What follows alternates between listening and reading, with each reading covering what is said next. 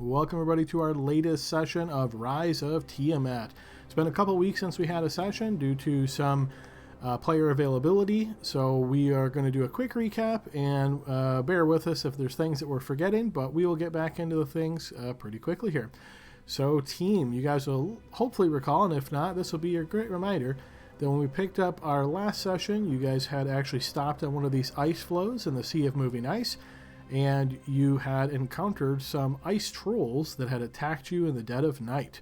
The team did manage to defeat these ice trolls, taking some damage in the process, but nothing too severe. And you guys then decided to hang out here on the ice floe until the morning and get ready to travel in that direction, travel to the location that you're looking to get to before too long. So, one other thing that occurred during the night was you guys heard the sound of some animals perhaps going after the carcasses of the slain ice trolls. In fact, you noticed that one of them had been dragged away, in fact. You guys did do a little scouting, but didn't want to risk too much, so eventually found yourself back in the boat. The night passed by, and you guys and the crew lifted the boat back on the water and continued on your way. You did spot that there were some of these native people in one of the long canoes nearby, and you guys sort of followed them and noticed that they were heading to this particularly large iceberg, which matched the description of what you were looking for. So you guys followed alongside them. They were very much ahead of you, so essentially they got there, disembarked from their boat, and went up onto the iceberg's plateau before you guys even landed. Once you did land, you made your way up that iceberg and noticed that there was a large village here built across sort of like a star-shaped iceberg. You guys only saw one of the arms, or I guess arms of the star is probably most appropriate there. So you guys did notice that this arm of the star had some tents set up. It had sort of a village center tent. It was protected by this large-looking tribal gentleman. There was also a lot of other tribal folks here, along with some dogs, and you guys encountered the chieftain of this area. All in all, you got the impression from these folks that they weren't really keen on visitors or guests to their location. You had brought with you Jenkins, one of the members of your crew from the ship, who actually speaks the local language here, and was able to translate back and forth for you guys between the tribesmen and yourselves. You guys did notice that this big strong guy was sort of protecting the entrance to this central area. At one point in time, one of the tribes folks sort of walked up. He let them pass. You guys were able to glance inside. Couldn't see too much. Some supplies and things in there, some furs on the ground, but nothing too much out of the ordinary before the door was quickly closed. You're not sure, again, what that was all about, but after multiple conversations, again, it seemingly that they wanted you guys to go. You guys were kind of poking around and, kind of getting in their space, you might say. Eventually, they asked you to leave. You guys did, went back to the ship, spoke to the captain of your ship, and were struggling to decide what to do next. He had indicated, well, what if you were to invite the chieftain down to the boat and have sort of like a little diplomatic session, offer him some gifts to show that you mean no harm, and see if you could, break this sort of icy reception between the two sides this way. So you guys did decide to do that. The chieftain came down with his big tough guy, made his way down to the boat, and you guys all enjoyed some food and some drinks and the sharing of gifts to the chieftain. The chieftain seemed to be particularly interested in weapons or items of steel or iron make. You imagine they don't have a whole lot of item craftsmen out in this kind of area here in the Sea of Moving Ice. So these items, you guys all donated some interesting equipment to them. They were very appreciative of this. There was some conversation going on, but again, it didn't seem as though there was any major breakthroughs here. The chieftain more or less said, they're tribesfolk. They don't tend to, like guests around all the time. He was appreciative of the gifts, said, if you had questions for him or there was some specific reason that you needed to revisit the village, that would be fine. But didn't seem to be, super excited about the idea. You got the impression almost like this cold shoulder, much prefer you just left. So once that event occurred and the strong guy and the chieftain made their way back, you guys had some discussions amongst yourselves about what you had just learned from the chieftain and what your next steps were. So you guys had seen a couple of different interesting things. Just as a reminder, when you first approached the village, there was this chunk of ice, this sort of ice wall, and inside of it you noticed there were various humanoids. Some of them actually looked like tribesmen, but others were foreign to the area, like a dwarf was noticed, a human was noticed who was dressed more in clothing representative of folks from the south of the Sword Coast, and not necessarily this area here. So that stuck in your mind as something of interest, but overall you haven't been able to dig up too much. And that's essentially where we left it. So I know that's a brief recap, a little bit rambling there, but hopefully that gets you guys back up to speed. Is there anything anybody would like to add that I did not include in our recap? Yeah. Yeah. Go ahead, Jordan. Sure. So the reason we had to, I remember the reason we had to do that dinner thing was because somebody, not naming names, Rasmus, pissed off the people by casting some kind of magical effect or something, and they didn't. Played a flute or a lute. I didn't do anything that magically. A magic instrument that they really didn't like, and that was what kind of kicked the hornet's nest and cut our investigation short. And so we had to try to appease them to get back on their good side. Yes, very good addition, Spectre. Go and take inspiration for that. So yes, Rasmus played this magical flute that when he plays it, it has images of dancing people, I believe it is, above as the music plays.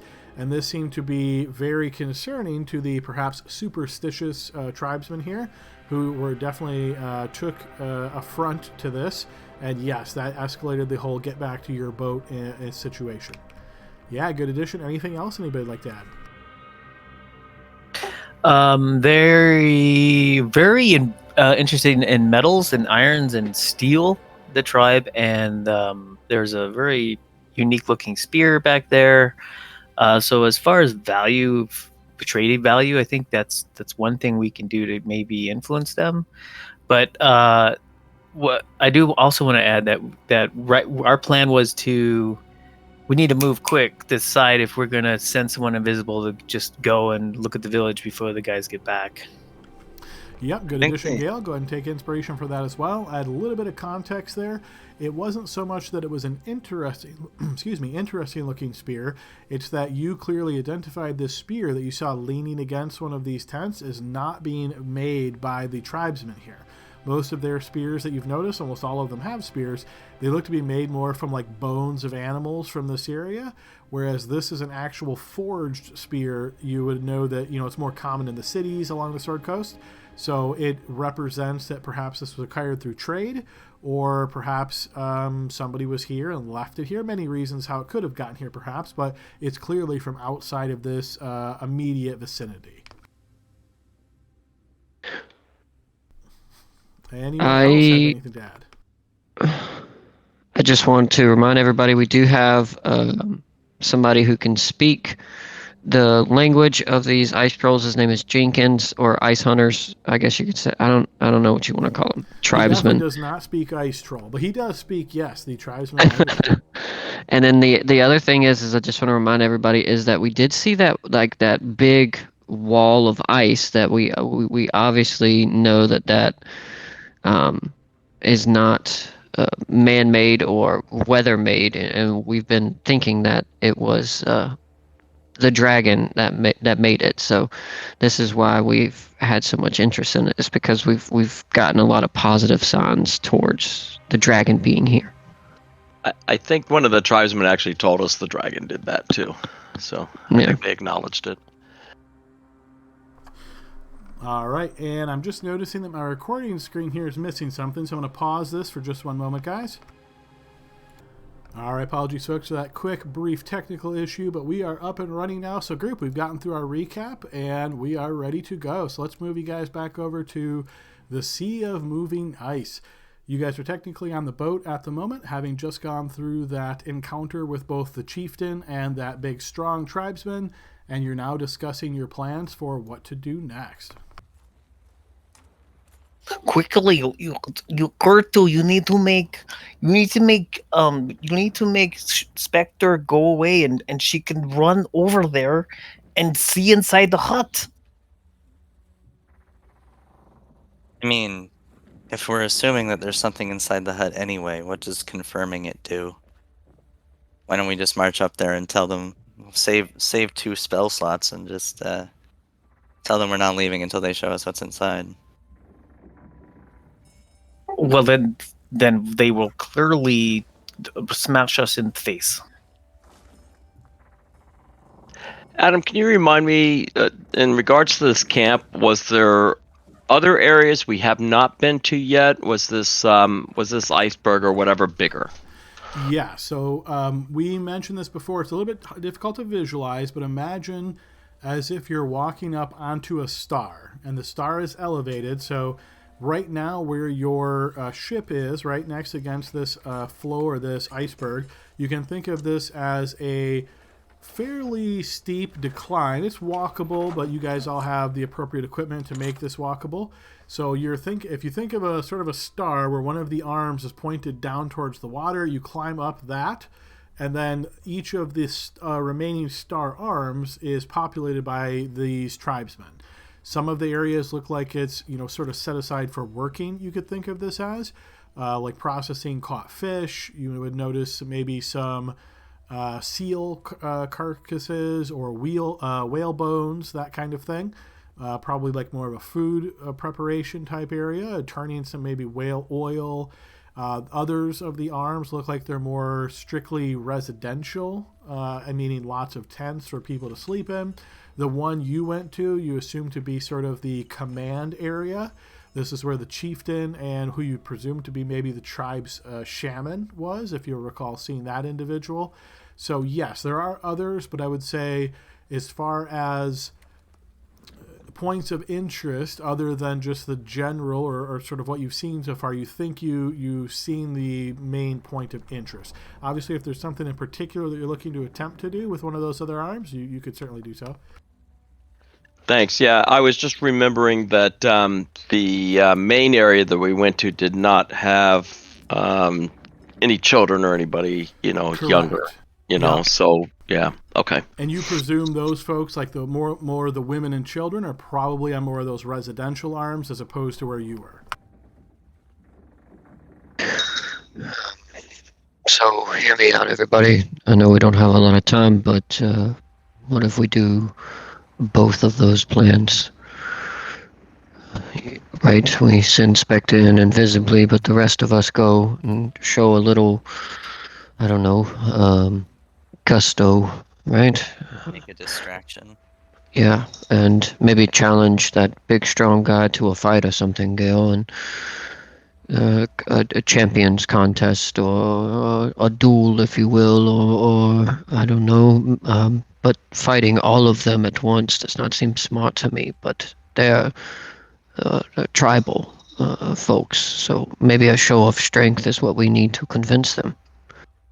But you're assuming that what they want to do is they want to fight Gale. That's, let me tell you what I have, the spells I could cast in case, it's helpful at all, right? Fireball, of course, that's always a fan favorite, right? I can help someone get some wings and fly. That's always good, right? I can turn somebody into a bird or something, do a little bit of polymorph. That's always another fan favorite. And obviously, we mentioned this already, but invisibility, so, there's others, I could cast my fire magic missile stuff, that's great, but, I think maybe, if anyone wants to, invisibility, turn into a bird, or no, maybe not a seal, maybe that's a bad idea, or fly. Those are some good options.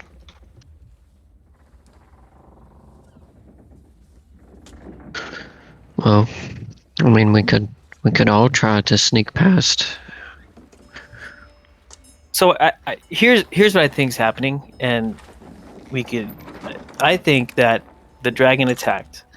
That they made a deal with the dragon. The dragon said, "Get this lady, this tiefling lady, and capture her." I think she's in that tent, and that tribe is doing the bidding of this dragon that attacked, so the dragon didn't attack the other village. That's why there's only a few people in that ice wall, right? So that's my theory. So in there must be her. Yeah, there's something of interest. Yeah, it may be her. It may. I don't know. Because the But big guy was you're for right. sure, yeah, the big guy was for sure guarding that entrance, so whatever we need to find is probably in there. And he was like not So, moving until Rasmus did his thing. well, maybe I can get him to fight me.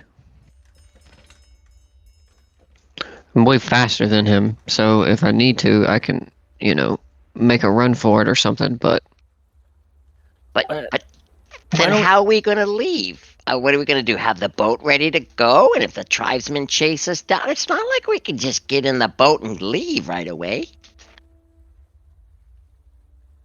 I don't think that fighting them in any way is good. Even if I challenged him, it still would not be good. Even if I were to lose, it would not be good, I would think.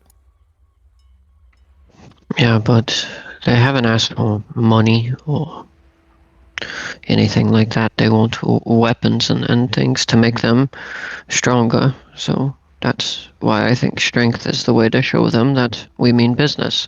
Look, if we take out that big strong guy and then say we won't do anything else, let us in here, then I think they back off. So I You think I don't heard, think they'd be angry? Well, if they are angry, Kurtu, you set them on fire. Yeah, it's not like I have infinite fireballs. That would be wonderful. I love the way you're thinking. Spectre, you were saying while you were trying to cough or something. I didn't hear you. I immediately lost my train of thought. Give me a second.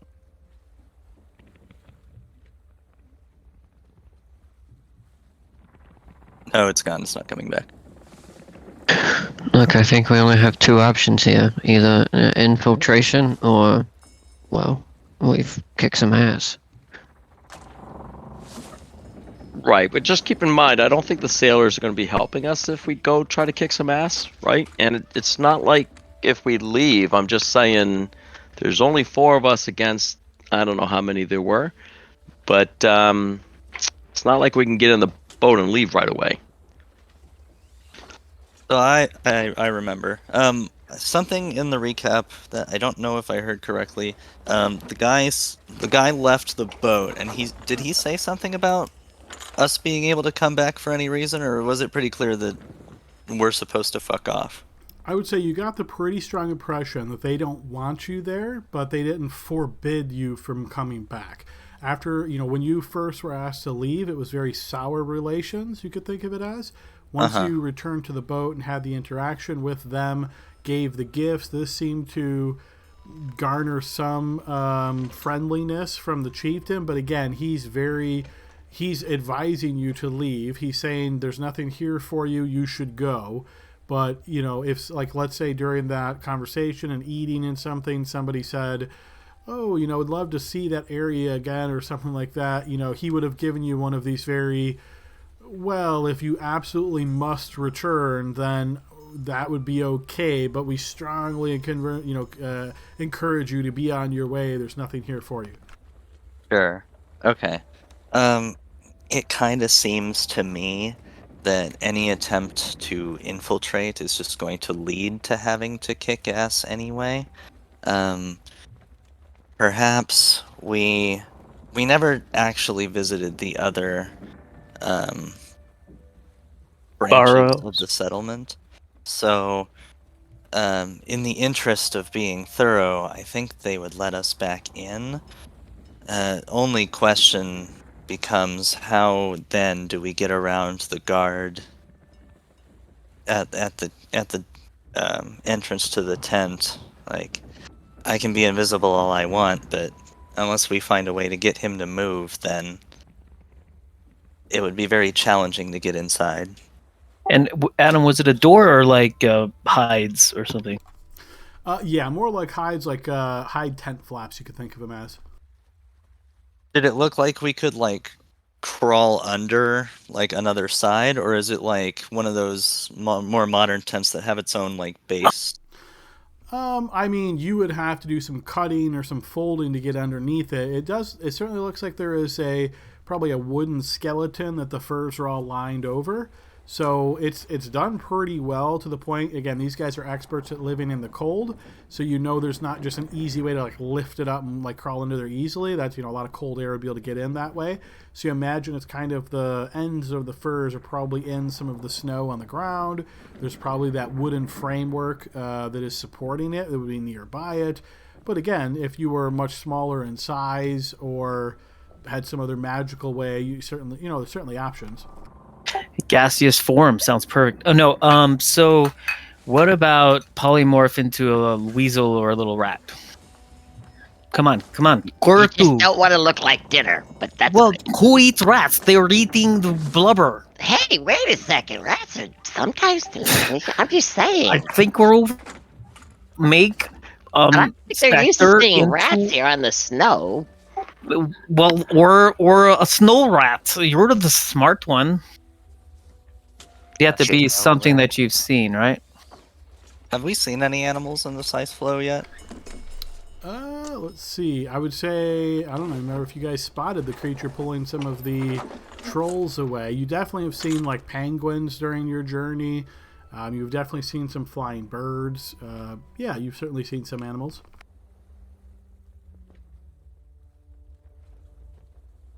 The question is, do we want to spend powerful magic confirming a suspicion that we already have? Or do we want to save that for whenever this inevitably goes south and we have to fight our way out? So it's a nuclear option. So the other option is we just walk in and say, "Hey, I know you're lying to us. Line up. Let's go to war." Well, no, we Like come I up said, with some contrivance to get into the other areas of the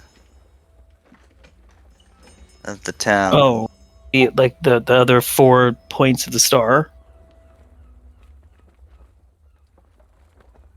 I mean, we could, but if you're talking about, I think if we burn a spell slot, then we can confront them.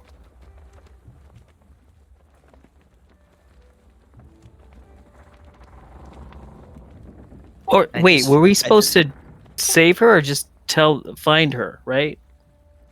The implication from what I remember from 3 weeks ago that was actually only like 4 or 5 days ago in game time is that they wanted that woman was this tiefling woman, I forget her name. Makoff. Yeah, that was important to the war. Arcane Brotherhood.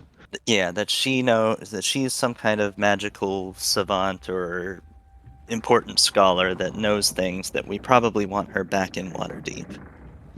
And she would know where the Draghorn is. Yeah, so what I have written right here, it says find Makoff to find the Draghorn. She's the last one to know its location. What we're really trying to find is the Draghorn. We're either supposed to bring it back or destroy it, and she's the one that can lead us to it. So if we save her, if she's in there, which she's probably not, but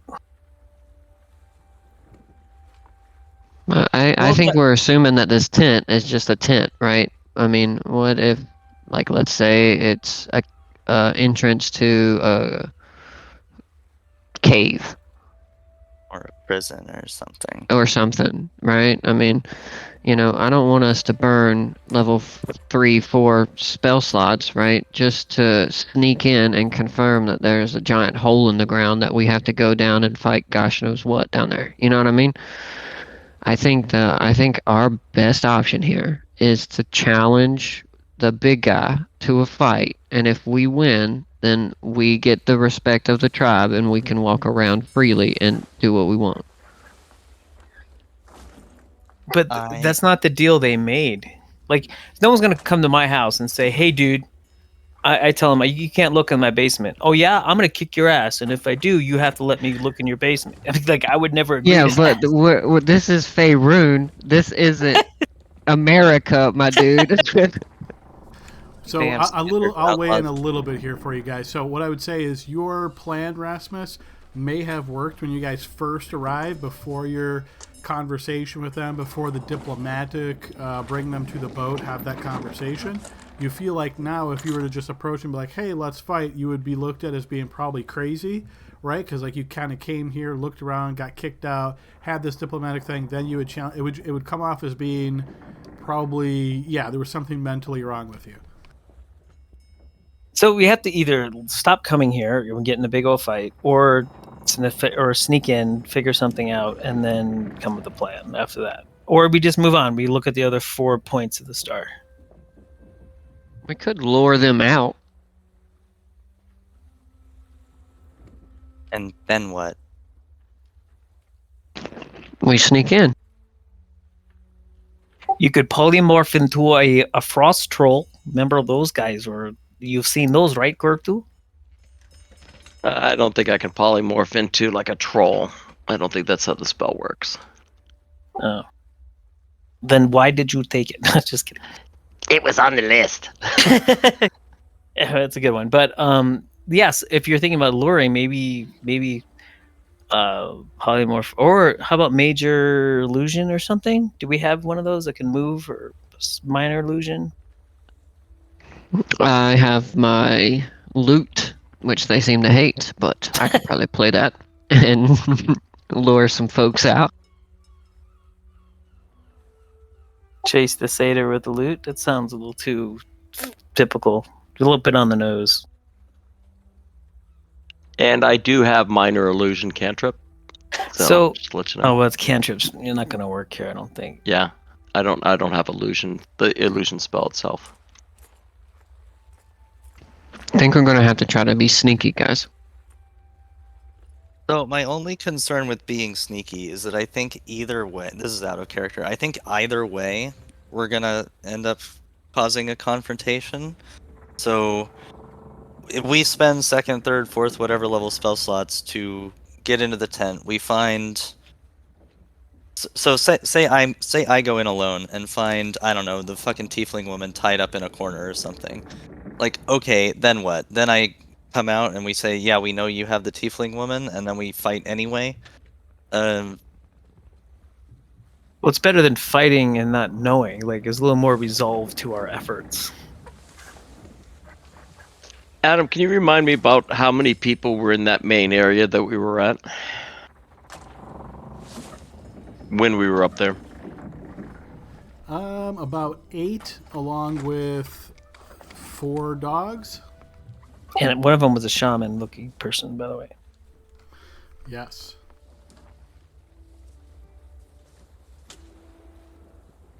We're gonna have to get our sneak on, and then maybe we still might need to burn that slot though, because Gale is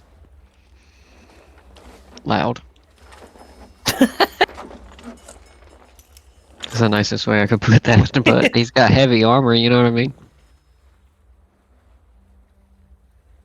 Well, how about this? We wait until nightfall, when most of them are asleep. They probably post some manner of guards, but the big guy has to sleep sometime, right? So I don't think they're gonna be standing outside the tent forever, you know? No, We wait till like midnight or something. You guys wait like within earshot of the camp somewhere. If you start hearing hella commotion when inevitably I get caught by something that we didn't think of and bullshit starts happening, then we can reevaluate. then it's the nuclear option. Fireballs from hell. I know you can't be seen by the eye, Spectre, but you can be smelled by the nose, right? So those dogs might be able to pick you up. There was some discussion about that in the Discord. Sorry, my head is still... I don't know if I'm still recovered from that Mind Flayer shit, but... Yeah, getting it twisted up there. So, my understanding is that I have a magical ability that, when cast, allows me to be untrackable.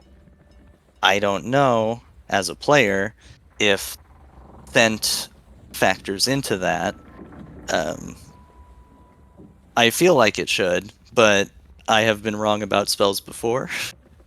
So I guess I would ask you, DM, as someone who has spent many years of my life having this magical ability, would I know that if I were to cast Pass Without Trace, how that would work on like animals, or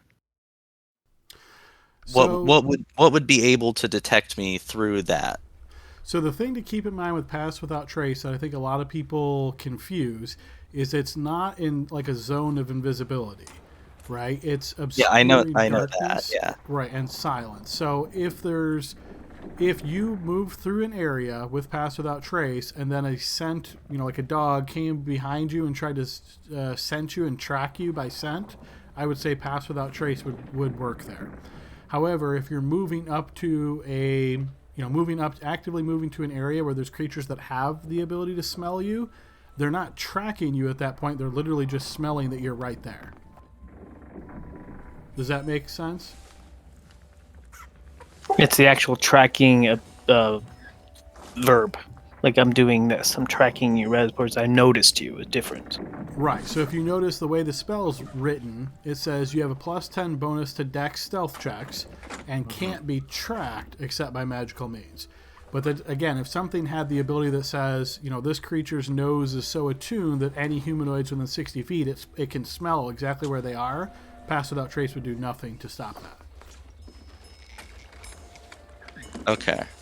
And I would also say that, maybe we rub fish on your shoes or something like that, Oh yeah, the dogs won't be able to smell fish. No, but there's fish everywhere, is what I'm getting at. So I don't think that smell, I'm just using that as an option, right? I don't think that would be an unusual scent in this area.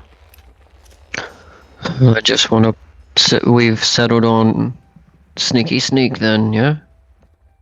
Yeah, maybe a nighttime sneaky sneak. Well, maybe you use Pass Without Trace, and I use Invisibility, right? Because I have That a would- few of those slots yeah. left. That You would know? be important because they could still like look and see me. Like Adam said, I'm not invisible. If they had any kind of torchlight or any other kind of, I guess they probably wouldn't have magical light because they hate magic. But if they had like torches, they could still see me if I walked by. And I would also point out that it's fairly early in the day, so you can think of this as being early afternoon. So if you guys remember, you woke up, took the boat, followed those guys from their boat, and followed them for a few hours, right? So it's probably 1 p.m., somewhere approximately like that. For you guys to just sit in the boat here all this time until nightfall would probably be a little bit suspicious as well. They are probably watching the boat because they You asked us to strongly leave. suspect Yeah. that, yes. What if we try a different approach? Maybe we offer to hunt a creature for them or take care of something for them, but it may be a lie, Maybe we ask them for directions. We don't know where we're going next, right? So maybe we should say, hey, where should we go? There's land or another tribe. I feel like they would tell us whatever they had to just get us to go away. Yeah, they don't want us I here. don't trust them to be truthful about the layout of. What? So Since we let's. have time in the day, why don't we just have a friendly visit with the other branches of the settlement? We don't have to go anywhere near the fortification or anything.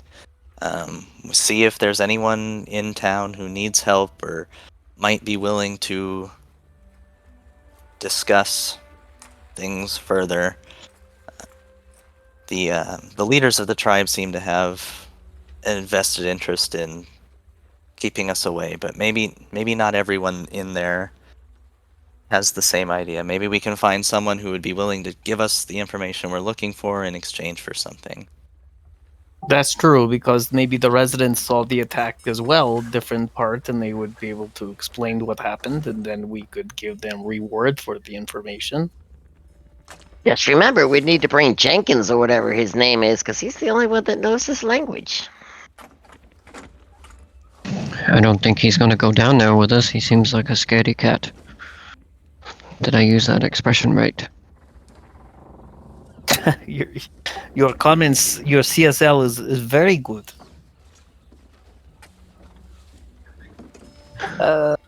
Look, I don't want to be that guy or anything, but we're literally trying to save the entire place, like not just here, but everywhere, from Tiamat, who, if we've heard this correctly, is a massive, almost like deity. So I think just trying to be all nice and casual about this doesn't really make any sense. Look, we're trying really hard not to murder Hobo, okay? We've tried like 2 different peaceful approaches. We could Yes, murder and Hobo, usually but we after- also don't know who's in the tent or what's in the tent. We don't know if the tent is actually. I mean, obviously we know something's in the tent, but we don't really know it's going to help us.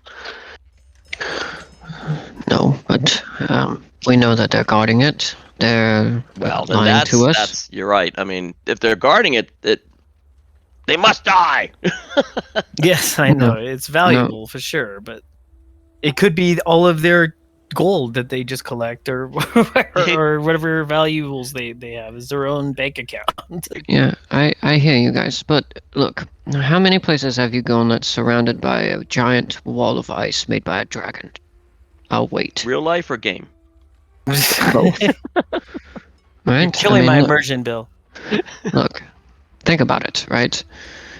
They're protected from this dangerous area on their nice little plateau in their nice little settlement surrounded by these giant ice walls. Inside of those walls, we've seen bodies. Are they tribes members? Are they animals? We don't know.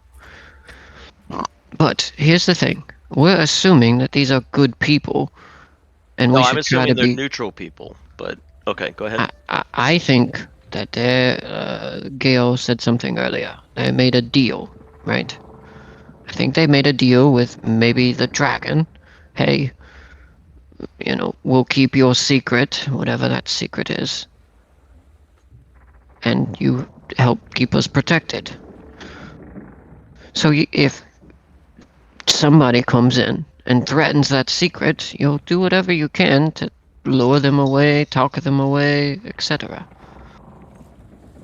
Orantathor, the old white death. But at the end of the day, these tribes people, they cannot kill that dragon. Yeah, that's why they made the deal. I think we could spend the day exploring the other barrios, whatever they're called, and see what we can get information about, and if we're allowed, and then take a short rest so we don't get encumbered or whatever by doing a night op, because I think we'll probably be exhausted or something unless we come back to the ship and rest for a while. Like, I'm kind of thinking that we send the ship away, tell them to come back maybe tomorrow morning, and we stay behind. That way they think maybe we've moved on, and then we can sneak in and approach with the assumption that we're not being watched or followed, of course. But if they think we've left, then they may relax, and that relaxation may give us an opportunity. A non-drastic attacking and killing everybody opportunity. Killing it, you're assuming we're going to do that. I like that, because they're staring at us right now, and we could sneak off the boat. Maybe that'd be our first thing. Sneak off the boat, hide somewhere till dusk.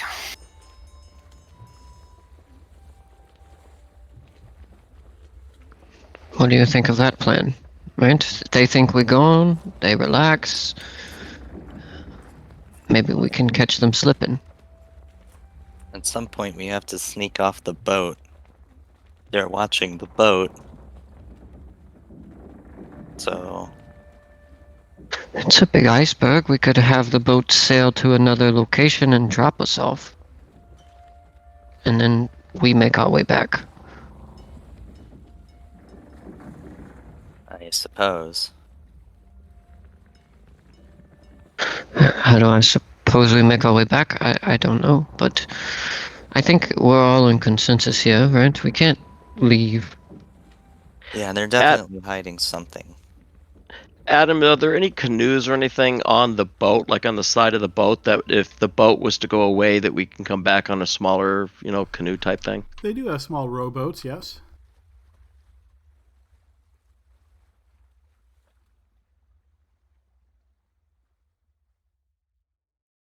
Secondary question. The boat was attacked on our way here. What happens if they're attacked while we're gone? Then we have no way home. No. Then I turn That's into true. a giant shark and I swim home. Oh, I mean, there's risk with every plan, right? But you're assuming that we can go to these other barrios, as you called it, and just chat with them. But the more that they know we're here, the entire encampment will be on alert. And like you said, we only have one person who can communicate with them. Yeah, that makes Alright, sense. So Who will during not this be. time of planning, as you guys are on the ship, you're essentially on the top deck here as the ship is close to the ice floe, the iceberg, and just kind of anchored here, for lack of a better term. You certainly do feel like you're being watched, and in fact, you will notice after this extensive period of time, you will see what looks to be the tribal shaman making the way down here, heading towards your boat.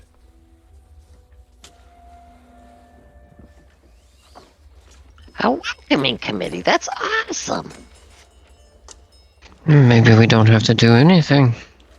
And maybe the Dungeon Master is throwing us a bone to keep this show on the I road. don't know what you're talking about, Jordan. All right, so Well, why don't we see what she wants? as the shaman makes their way down, getting closer, all bundled up in these furs, you realize it's hard to even determine the gender, but you have spotted the shaman once before, but the face is kind of just framed as everything else is in furs. But you obviously recognize this as the shaman. As the shaman comes down, it's about 30 feet or so from the boat. You see a hand is raised and just kind of motioned in the air. Well, hello there. Hello. You notice the shaman points down towards the ground near where the shaman is currently standing. What is it, Jenkins, or what's the person's name again? Jenkins is the individual who speaks the tribal language, yes. Well, let's get them, and it sounds like they want to meet us. Jenkins, the shaman wants us. Let's go. Let's find out. Maybe they've got some great information for us. Okay, so you inquire about Jenkins with the captain. The captain explains to you that Jenkins is really worried, looks up, sees how close the shaman really is, and nods, goes down below deck, and sure enough, you see Jenkins getting pulled up, and Jenkins looks towards you. So we're just getting off the boat, like right here, though. I don't have to go too far, and this is an additional fee, you know. And you see Jenkins kind of scratching at his chest. Yeah, whatever. Just get- Jenkins, don't you want to be the hero? I mean, when we tell the story to the bards, we're going to be able to tell them and Jenkins was able to communicate. It's going to be great. Give me a blind check or two.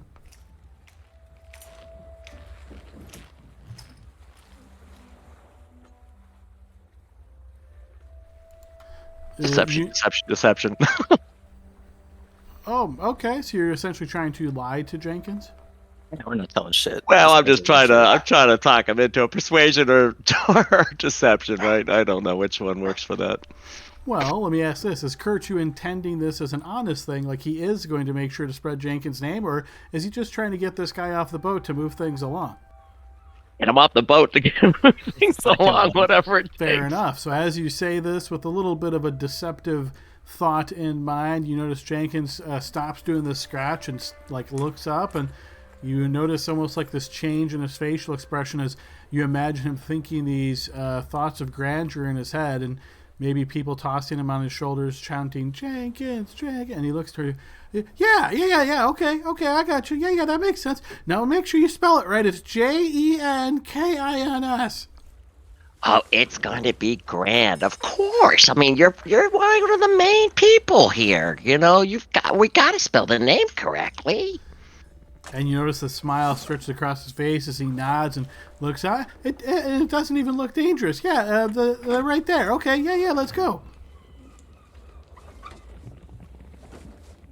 Let's bow down and say hi to the And I'll nod like with a small head bow or something like that at him to the shaman, trying to give respect. All right, yeah, and you notice the captain basically takes the gangplank and throws it to the shore, allow you guys easy access back to the shore, or back to the shore of the iceberg, really, to allow you to go speak with the shaman. Anyone else coming? Yeah, let's go. Yes. I'll go with you. All right, so your full group descends the gangplank then. You're now standing on this chunk of ice of the iceberg, connected obviously up to the star, as mentioned. And you notice the shaman standing there. As you get closer, you do see the face now, and it is pretty clear that the shaman is indeed a woman. You notice she is looking towards you, and she speaks in this same language that she has, you've heard many of the other tribes people speak before. And you notice Jenkins sort of nodding, and then he says something back to her. And then he looks back to you all and he says, she said her name is Bone Carver, and she's wondering why you're still here. I guess that means the boat. Why is the boat still here?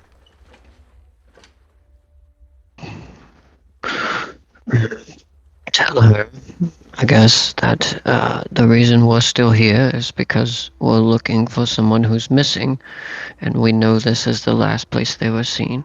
We just want to check to make sure they're okay and not here, and we can move on.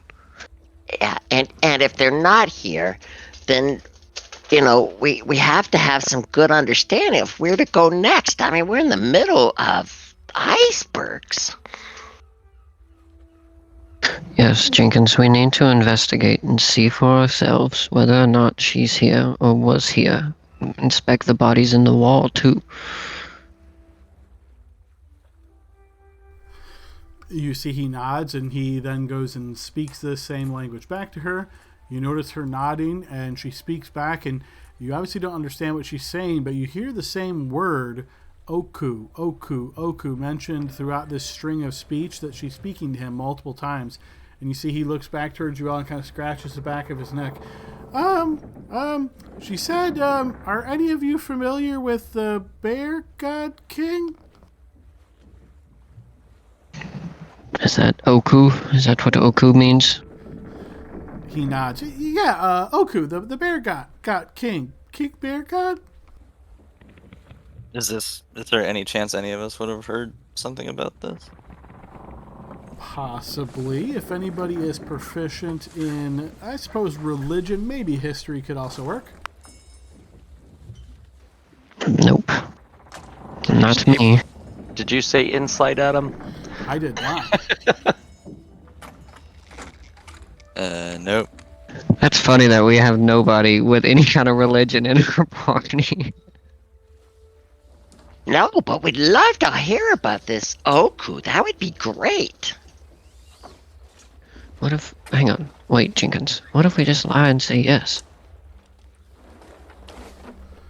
But then she's probably going to ask follow-up questions, right?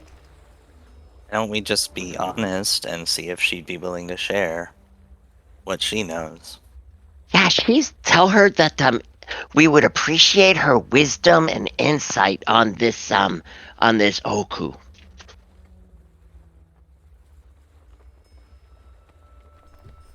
You notice Jenkins looks towards her, she looks towards him, and kind of cocks her head a bit impatiently, and he starts stammering in this language, and then she repeats back to him. He looks over to you.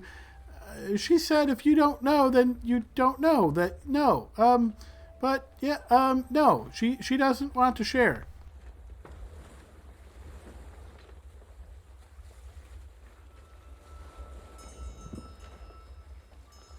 Does she want to be murder hobo? I'm just kidding. I don't say that. Ask her if we can inspect her village and just make sure our friend's not here, Jenkins. he repeats this to her, and then she says something back. He looks back towards you all now, and he says, she said that they've asked that you not come back because they're worried that you're poking around and you're not of the land and that you're going to cause issues and stuff. Yeah, that's what she said.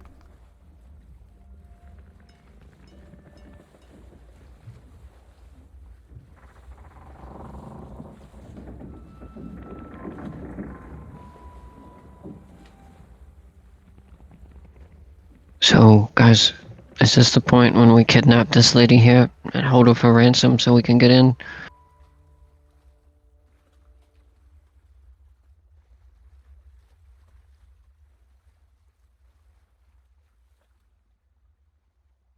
Anyone? No? Well, fuck it. I'm so tempted to reach out and grab her. Okay, I reach out and grab her, Adam. I walk up and you have something in there and we're looking for this tiefling. I'm gonna grab her by the arm. You see she looks down at your arm as you're grabbing onto her and looks back towards you and speaks in this language once again. She seems somewhat calm, which you're perhaps surprised to see.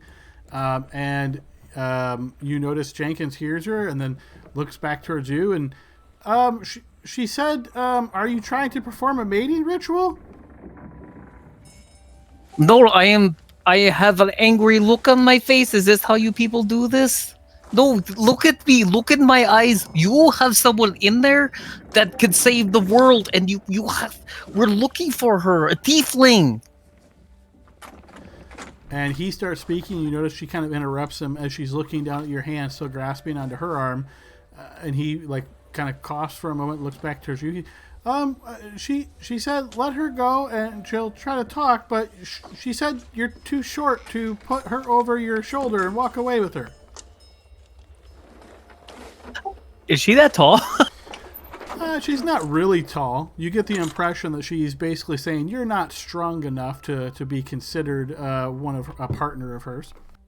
It's funny because I'm getting like a translation from another language to come in a second language.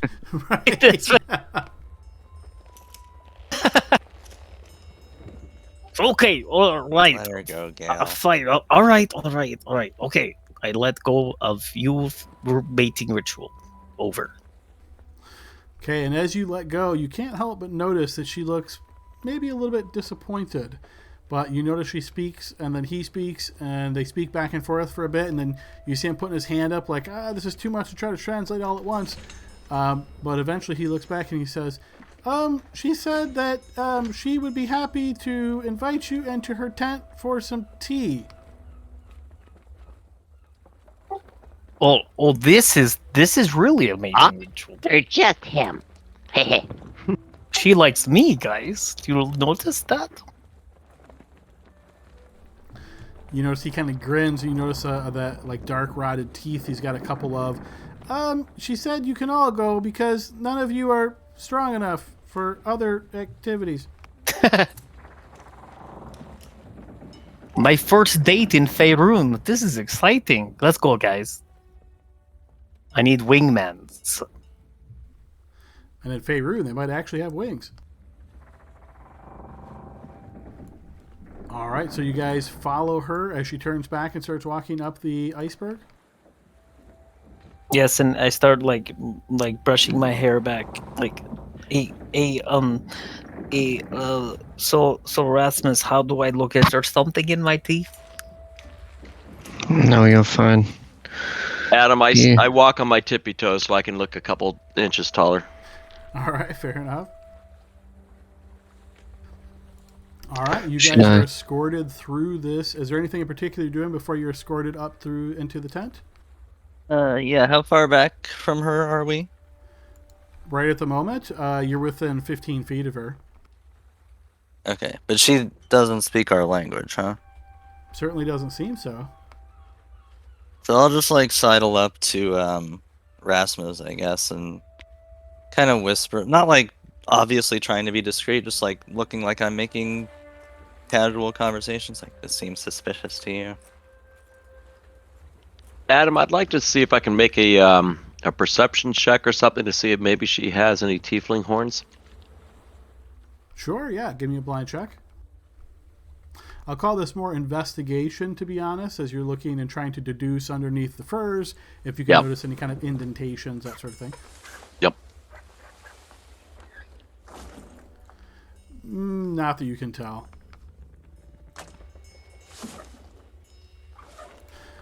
All right, hearing nothing else, you guys are escorted up by the shaman. You notice many of the tribes people kind of eyeing you, side eyes, and you notice that they're actually like tribesmen guards, for the lack of a better term, that seem to be guarding the arms of the star now. They're not standing there with like spears brandished blocking passage, but you can certainly see as you're like elevated onto the iceberg looking in those directions, there's like 2 of them at each of the arm entrances.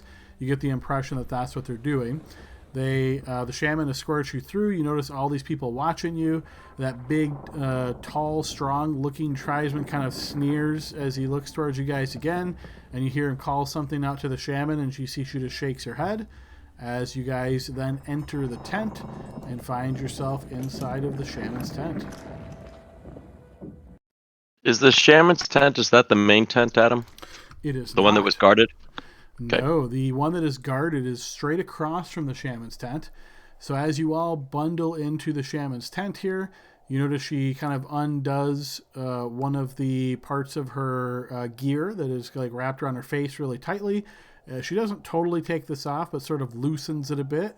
And as she does, you can see it's a little bit more baggy now, and you can see the sort of longer hair there. As she does that, I start to undo my armor. Now, is this part of it too? Fuck's sake. Go ahead. I'm gonna lean over to Spectre now and say, now I'm getting a little suspicious. Like a sex thing? I don't know. This is not how we do it back where I'm from. Like, just eyes open, okay? Yeah, looks yeah. over towards you, Rasmus, and says, I don't know how to translate sex swing. No, Jenkins, don't translate anything unless we say it, okay? Oh, yeah, okay. All right, you notice that she sort of gets a bit more relaxed here. You can see her kind of unloosen or maybe just isn't standing as tall and straight. You see she just starts messing with a kettle, with some tea type stuff. In the center of the tent here, there's some rocks that are all kind of bundled together, and there's a few twigs. But you notice more or less dung that is piled here. It looks like frozen dung, a really compact dung. Some of you that are familiar would know that they actually burn this in these areas that don't have a whole lot of wood. She lights that up pretty quickly, just with the end of her finger. You see she just kind of points her finger, whispers something. It's obviously audible to you all. It sounds like a spell component. As you notice, a bit of flame licks forth and just touches into the fire, and it lights up pretty quickly. As it does, she starts with this kind of rack that she hangs over the fire, puts the kettle, hangs it on a little piece of metal there, doing this whole thing, paying you all very little attention. You notice Jenkins kind of standing there a bit nervously looking around. Is there anything in particular you're trying to keep an eye out for, or anything you're doing before she's ready to address you? Yeah, is she like she mentioned tea, is she like making it, in the process of making it right now? It looks like she's heating up water at the moment.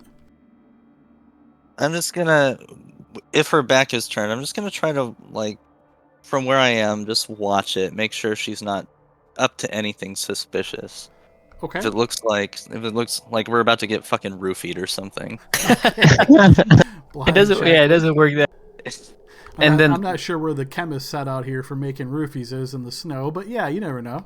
I mean, she was talking about having sex with Gale, so I mean. And then she lit Anything's poop on possible. fire, so Anything's anything at possible. this point, yeah. Hey, Like, there's some weird jellyfish in the area. We just gotta move the plot along, whatever it takes. So I'm also going to look around for anything that looks like a tiefling scat. Wait, lost that in translation. Tiefling items, or I don't know. Do they have tieflings? Tiefling? Trying to find the tiefling poop. Yeah, I would say, being that you don't really know what tieflings use, or if there's anything specific that might go along with tieflings, I would say you don't spot anything like that. No real check needed there. Spectre, you keep your eyes peeled, trying to watch very carefully. You notice the shaman's moving very deliberately. Every motion that she's doing, it doesn't seem like a whole lot of wasted motion. It's just very precise in what she's doing. You don't notice anything too much out of the ordinary. As the kettle gets placed over this burning bit of dung, it does have a bit of an unpleasant odor, this burning dung, but the shaman seems to be very much used to it, as you guys are maybe not necessarily gagging, but you can definitely tell it's an unpleasant odor.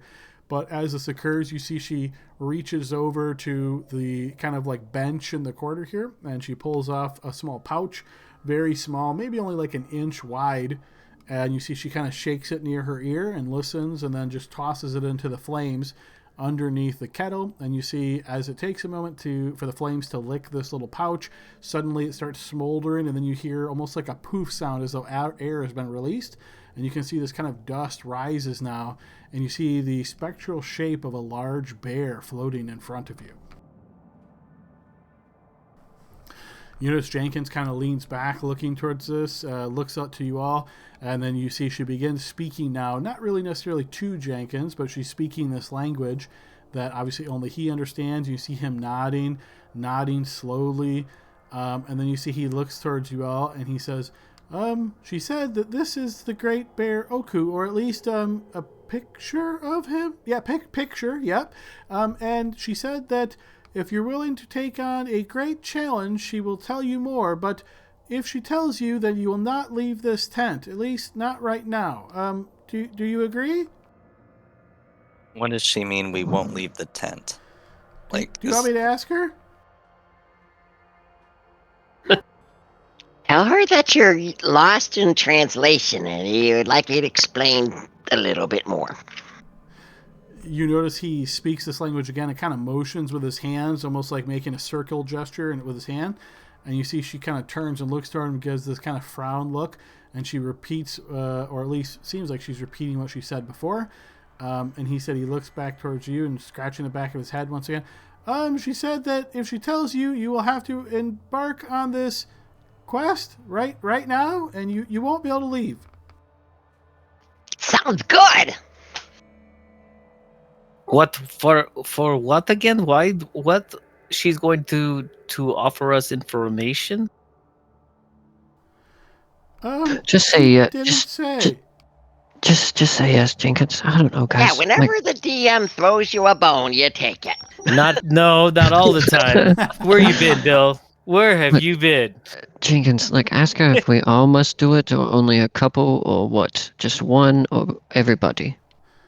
You notice he asks her again, and this time very angrily she sort of speaks towards him, and you wonder now how loud her voice is and how far outside of this tent it might be stretching. And you notice he looks back towards you and he says, she said I'm somebody that plays with words or tries to dirty words. It sounds like she just wants you to agree or not agree and not ask so many questions. The last time we agreed with something, we found ourselves at the bottomless pit, fooling around with fake magic items. But I agree. Let's go. Yeah, I'll do it. Yeah, let's do it. Tell her yes, Jenkins. Right? And he says this to her, and you notice once again she looks at all of you and motions her hand through the spirit of this big bear, and you notice the bear actually seems to move a little bit, almost in response to her gesture, but you can see it's a bit delayed, so you don't get the impression that this is actually like a living thing, almost that she's interacting with the image itself. And then she goes on speaking, and the tone that she's speaking in now is much more subdued and calm, and you get the impression that she's almost telling a story at this point. And you notice Jenkins nodding, and now he's speaking out of the side of his mouth towards you as she kind of goes on and on and on, and he's trying to get out little bits at a time, knowing he's not going to remember all of this. Essentially, what he communicates to you is that the tiefling that you mentioned is here. She explains that the tiefling is down below in the dragon's lair, and she explains that there is an entrance here in her hut down there. Once you go down, she will have to pretend as though you have knocked her out, because she's not supposed to show this to you. However, she believes that Oku sent your group here, and he is a god of bears, and he supports those who are strong, and she saw omens in some of her dreams saying that Oku would send strong warriors capable of freeing the tribe from the yoke of the dragon. You sure she got their dream right? Just kidding. Jenkins says, do you want me to translate? No, that? No, Jenkins. She doesn't. She's not going to like you that much. You Tell get her we dreams agree. of flying or something, you know. I say in I guess Elvish to Rasmus. I don't think she knows exactly who we are. Obviously. I will look back at him and say, yeah, probably not, but at least we're getting closer to where we need to go. Yes, we're very strong warriors. We have slain the dragon before, and we're here to be heroes, and to fornicate. Don't add that. No? Don't add that last part, Jenkins. Just Oh. tell her you just say Sorry, yes. sorry. I have wrong language. Yeah, you're in your spring mode. It's okay. Can You you notice just she tell her? pushes, after this translation occurs from Jenkins to the shaman, she pushes past Kurtu pretty abruptly, and you see she puts her hand along the tent flap and makes sure it's as smooth down as it can possibly be. Then she grabs you by the shoulders here, Kurtu, and actually lifts you off your feet and places you right there, and then put a hand out saying almost like stop. You get the impression basically what she's saying is you stay here, block the vision from the entrance of the hut, and she looks at you to see if you understand this nonverbal communication. And I nod my head, yes.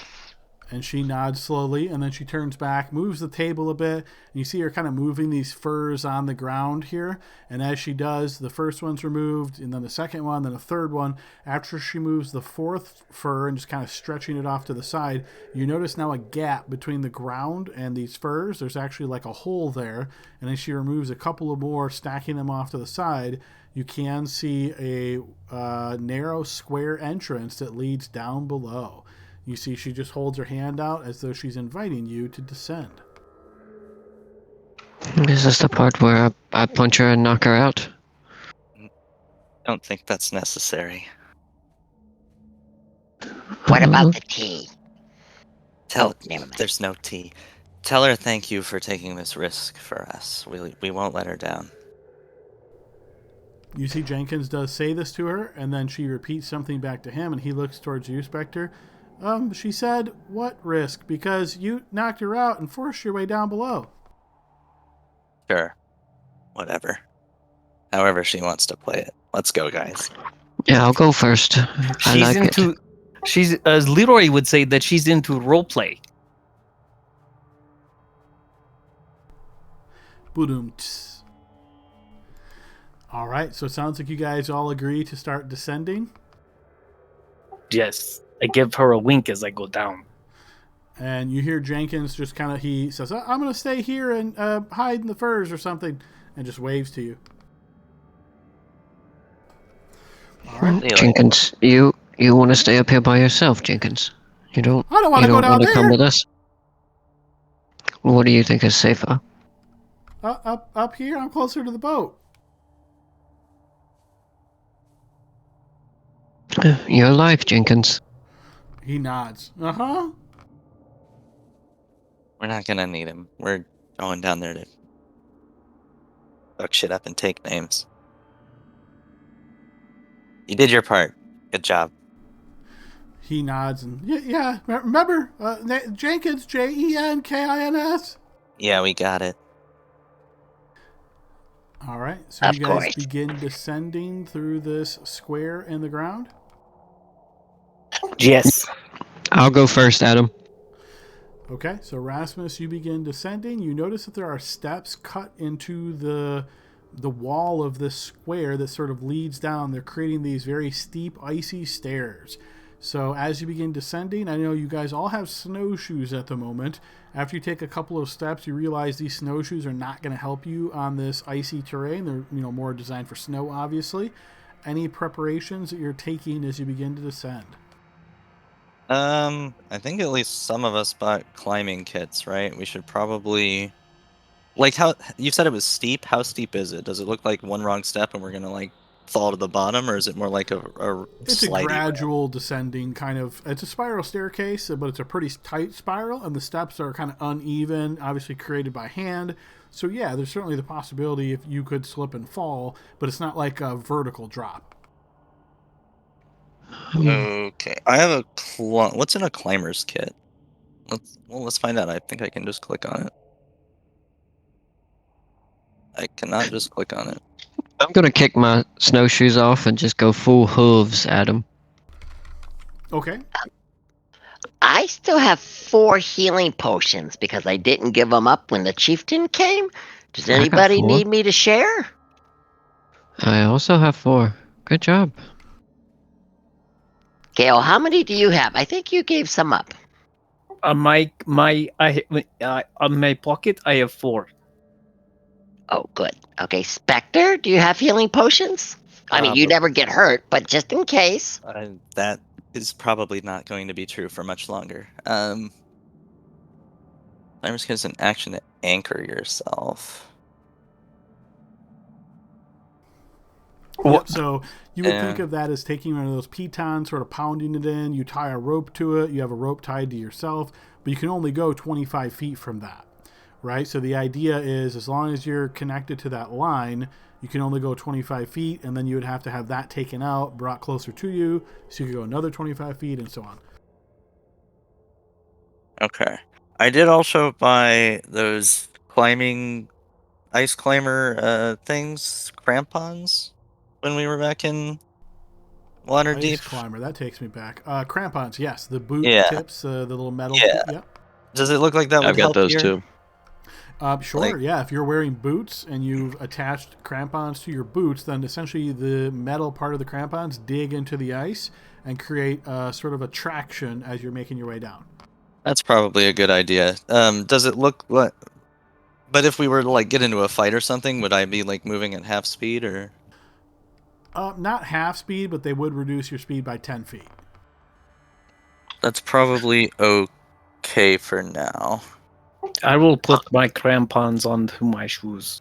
Yeah, I didn't buy any crampons, but I will pull out my miner's pick, so if I slip or anything, I'll just try to catch myself. So yes, I will equip those. and get Crampons. Okay, so Why you am I, all why start am I the only one that didn't buy them? because What you was don't I wear doing? shoes, right? Oh, yeah, that's right. They don't Alright. come in size 2 Satyr. It's ridiculous. It's so hard for me to find good shoes. So what I'm hearing here is Rasmus is going first, and he's holding on to that pick as he slowly, delicately makes his way down. The rest of the team has boots with crampons on, and they're slowly making their way down, making sure that the crampons stick every time they take a step downwards. Truth. Yes. Okay, so Rasmus, as you make your way down this tight spiral, all of you have dark vision, so I'm assuming, or no, Rasmus, you do not. So at the top here, it's light, right? Because there's some light coming from the tent. But as you go down, say, 20 feet, you see it pretty quickly getting dark as this is a spiral going straight down. So the light from above is fading away. Are you lighting using some kind of light source? Oh, yeah, I can light a torch in my opposite hand. So I got a torch in one hand, a miner's pick in the other. All right, so as you break out that torch, take your backpack off, start, scooping around for things, seeing what you can do. You break out the torch, light it up, and then put your backpack on your back. So now you have a torch in one hand with light, and then you have the miner's pick in the other hand. Yep, super dungeon delver right now. All right, fair enough. As you continue making your way down, you get to about 40 feet down or so, and as you're doing so, you realize the steps are becoming more slippery. You realize this just as your foot begins to slip, and I'll need you to give me an acrobatics check. You can make this publicly.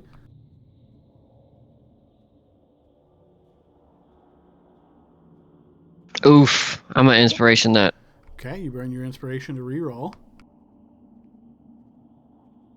Had that inspiration for like 3 weeks now. All right, so as you're making your way down, you start to slip, but you do get that miner's pick out in time, hitting it into the wall and connecting and getting grip on the wall itself, so you're able to hold on. You continue descending. Can I like hold my torch out? Is it like a circular staircase or is it like It straight is. down? No, it's a circle. It's a spiral staircase that keeps going down further and further. So my torch has a range of 30 feet. If I like flash it out there, can I see it? Like the bottom? You cannot. And it would be 40 total, so 20 bright, 20 dim. I would say you probably can only see about 15 feet as the spiral continues to spiral, of course.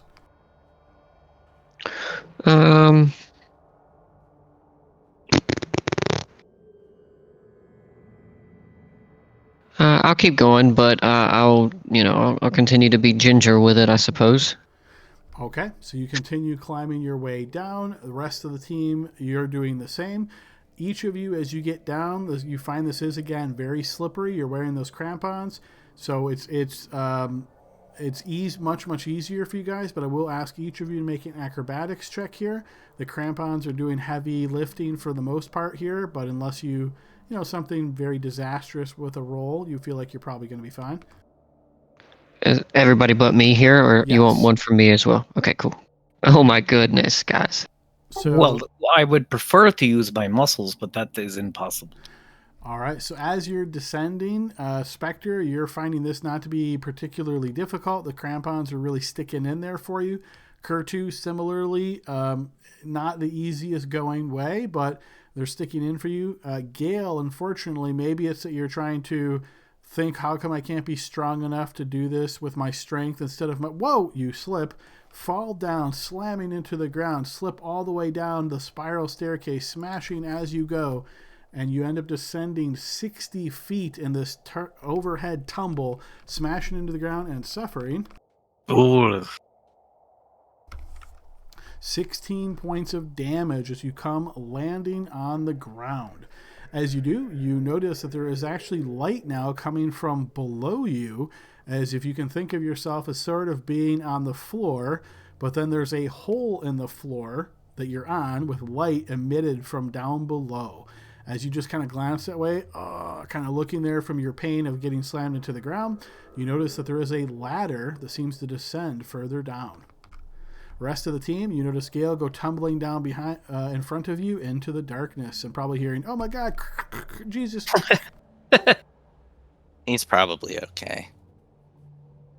I say, as you wish. He said a lot of cuss words in Elvish there, some of which I haven't heard in like 40, 50 years. But we should go check on him. Yeah, make sure he's okay. Okay, you guys descend the rest of the way thanks to those crampons, or just being really careful here, Rasmus. And yeah, you find Gale probably getting up, dusting himself off at this point in time. But yeah, you all see this hole in the ground now that descends further down below. Is this the only feature in the room? Yeah, you're basically at the bottom of the staircase, and you think of yourself almost as like in a box, and there's just a hole at the bottom of the box. How big is hole? How big is the look of the hole?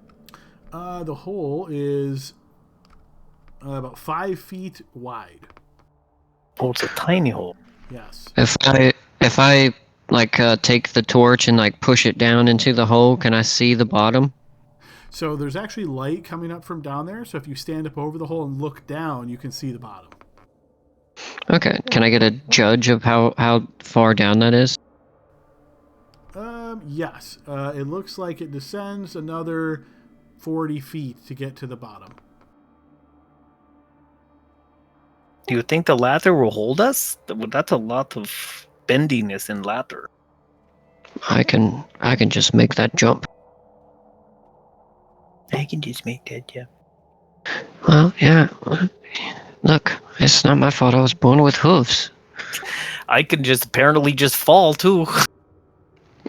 You guys just see us like going back and forth in Elvish at each other. So Adam, does the ladder look like it'll hold significant weight, such as a masculine, huge man like me? It Oh, seems the like shaman it could said you hold weren't a that huge. lithe Eladrin, yeah. So We what just do? go down one at a time? Yeah, what do we see down there when I take a look? You So want me to based on just? this small square in the ground, as you look down, you don't see much. It just kind of looks like ice. Well, where is the light coming? Was it flickering like a torch? As you stop and look at it for a little while, sort of paying attention, yes, you do notice some flickering. You want me to just jump down there, see what it is? Well, you jump into a fight, and then we all have to spend our action to climb down a movement, and then you are stuck. Not necessarily. I mean, you should be able to shoot down here, but I mean, we can go down one at a time. But I can just jump. Okay, sounds good to me. If the same thing would happen if we just go down one at a time, though, right? I mean, if someone goes down and starts a fight, then you are down by yourself. Yep, we're overthinking this. Go ahead, Rasmus. We're right behind you. All right. I'm just going to kind of like kick up and do like a nice little satyr gainer and use my slow fall reaction and jump down the hole at him. Based on my math, that I should be able to absorb 30 points of damage. So I think that equates to less than what 40 feet of damage dropping would be. So hopefully I'll be okay. Max would be 24, so yes, that checks out. So you gracefully descend and just notice that you're in a big icy room with a single hallway stretching away from you. And as you land on your feet effortlessly, you can see that hallway stretches out to another hallway. Everything seems to be pretty large down here as far as dimensions. Rest of the team, are you descending as well? Yes, Yeah, one at a time. So the ladder doesn't break and trap us in here. Okay. Can I, while I'm on the bottom, before they start climbing, can I inspect the ladder? Like, does it look, now that we can see the bottom of it, does it look like it's broken and haggard, or does it look well made and good enough to support them?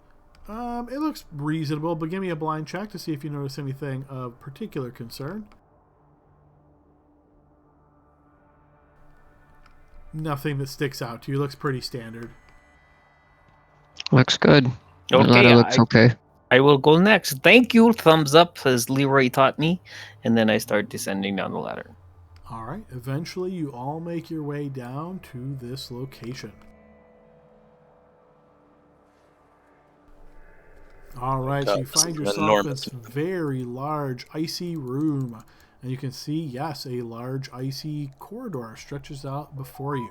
Now, a couple of things I want to point out just really quick, as I might not remember to mention this every time, but what you're going to notice is the ground here is pretty bright white, which means that you are at a certain elevation.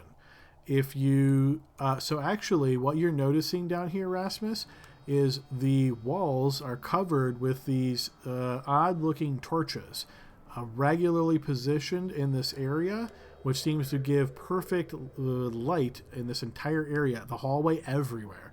This entire location seems to be lit by these odd torches. So as you're looking at, yeah, I know, Spectre, that's going to affect you. So as you're looking around, though, I want to just point out, notice how this ground seems to be bright white, but then this is more of like a palish white, okay? And you'll find other areas where the color of the ground changes. When the color of the ground changes, that indicates a change in the overall elevation. And that will become important later, but or once it affects you. But just a couple of notes is the bright white is the highest elevation. As it gets dimmer, darker, that means the elevation is going down. So think of this as you're walking on these icy platforms or descents, right, that are going down in elevation. So keep that in mind. Also, visibility, while you can see everything, you do notice as you look a bit down there, there's this sort of odd almost fog that seems to be attached to the ground. This vapor is kind of sticks to the ground, but you notice it kind of moving. Where you're standing right now, there's none of this. There's a very small amount out in this area here, and there may be other areas that are much heavier with this vapor. This vapor looks like it will affect visibility. So what that means is when you walk into an area with this light, even though you might be able to see very far, the vapor is going to prevent you from seeing too far. Technically speaking, what that means is if you see something far away, I would ask, hey, do I actually see this thing? Because you might not. Any token or any object that you might see on the map that's a distance away from you, presume that it's not actually there because it might not really be. If you see a token, you say, do I notice that thing? I'm going to measure real quick, and I might tell you, no, you do not notice that thing, which means 99.9% chance the thing you're seeing is not really right where you're seeing it. Does that make sense? Does anybody have any questions? It's cool. No, yeah, I think it kind of makes sense, Adam. Yeah, pretty straightforward. But if it comes up, I'm sure you'll let us know again, though. Yes, It feel sounds like free it's to gonna be ask a any pain in the ass. questions as you're encountering this, because I want to make sure everybody's on the same page and no one feels like they're being slighted from this weird environmental effect. And I would think of this as an ice rink slippery, right? Yes, absolutely. Okay. Yep. Stupid hooves. Well, This is the only I guess time in we- my life I didn't like having hooves. I guess we keep going. I will go first since I'm the first one down last time. Are you guys coming with, or am I just I'm going? coming with. So Rasmus, as you're the only one without crampons, what I will say is you realize that it is quite challenging to move in this area for you, so the entire area is treated as difficult terrain for you. Those of you with crampons, you're able to move freely, and surprisingly, this area does not affect your movement like it typically does when you're wearing crampons in a sort of an odd area or an area with significant elevation changes. So you can move your normal speed with crampons unless you're moving from one elevation to the next, at which point in time your movement speed is reduced by 10 feet. For example, when I step here, that would be 10, 20. And only if you're actually in a combat scenario, because obviously the very first step you take isn't 10 feet. But if you had to march like this straight down, then yes, 100%. Okay. All right, so now you guys have descended a bit as you're making your way down, and I'll just point out now you're noticing additional descent here. This would be further elevation decreasing, going further down. Or I say we just keep going down.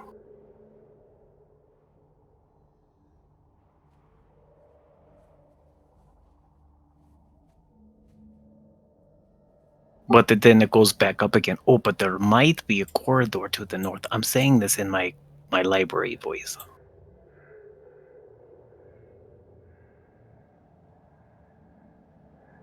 Do we see any mist here? You do, yes. You notice it's much thicker here. So essentially the vapor, the fog, is based on the elevation. Because this is further down, you can think of the vapor entirely in this area, which makes your visibility much reduced. You can see at most about 45 feet in front of you.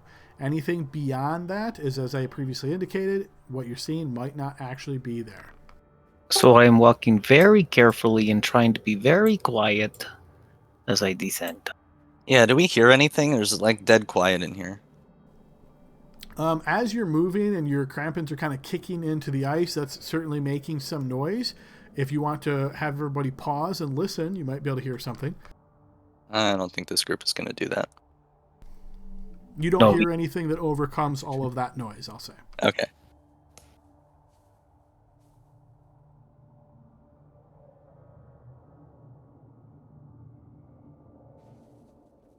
Wait. What?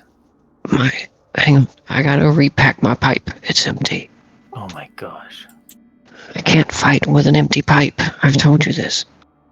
Well, as we stop, I will listen to hear if I hear strange noises. Sure. You pause as Rasmus takes a moment. Go ahead and give me a blind check. Same. Gale, to your north, you hear the sound of a yip, and then almost like a quickly uttered guttural kind of word. What languages do you speak, Gale? I speak languages: Common, Draconic, and Elvish. You recognize this language as Draconic. It sounds high-pitched and short. It's pretty much a, "Get away!" Oh, does that sound like someone's in trouble? More like irritated. So I will make like a combat vet hand motion, point to my ear, and signal to the north, like I hear something north.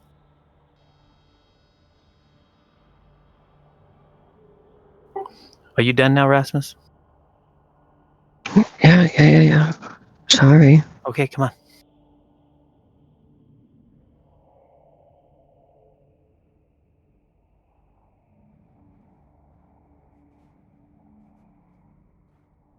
Still lots of. Is this this is ascending now, right, Adam? No, this is the same elevation, so you're down below. The vapor is very thick as you're making your way through here.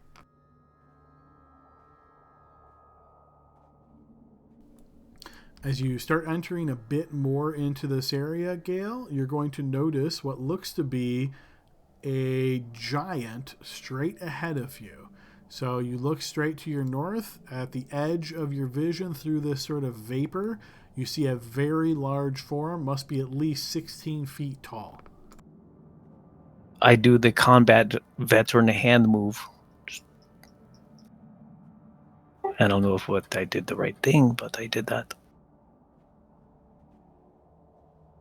And I will whisper to Rasmus in Elvish.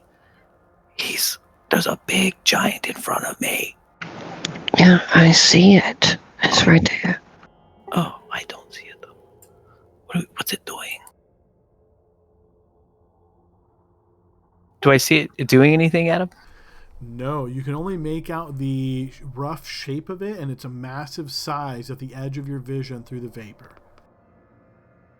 All right, I speak Draconic, probably because I have some history in dragons and stuff. So may I use that in my backstory to determine that or know that giants and dragons don't get along? Because I think Brian knows that.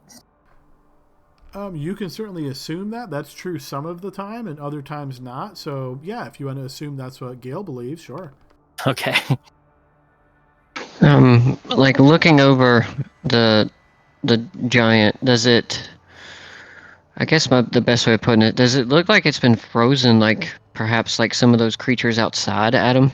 So based on the thickness of this vapor, all you're really seeing is a dark outline of a humanoid shape that's about 16 feet tall. You can't make out any physical features. It's because this vapor is so thick, it's hard to see much. I'll get closer. All right, as you push closer, both Gale and Rasmus, yes, it looks like a giant standing perfectly still.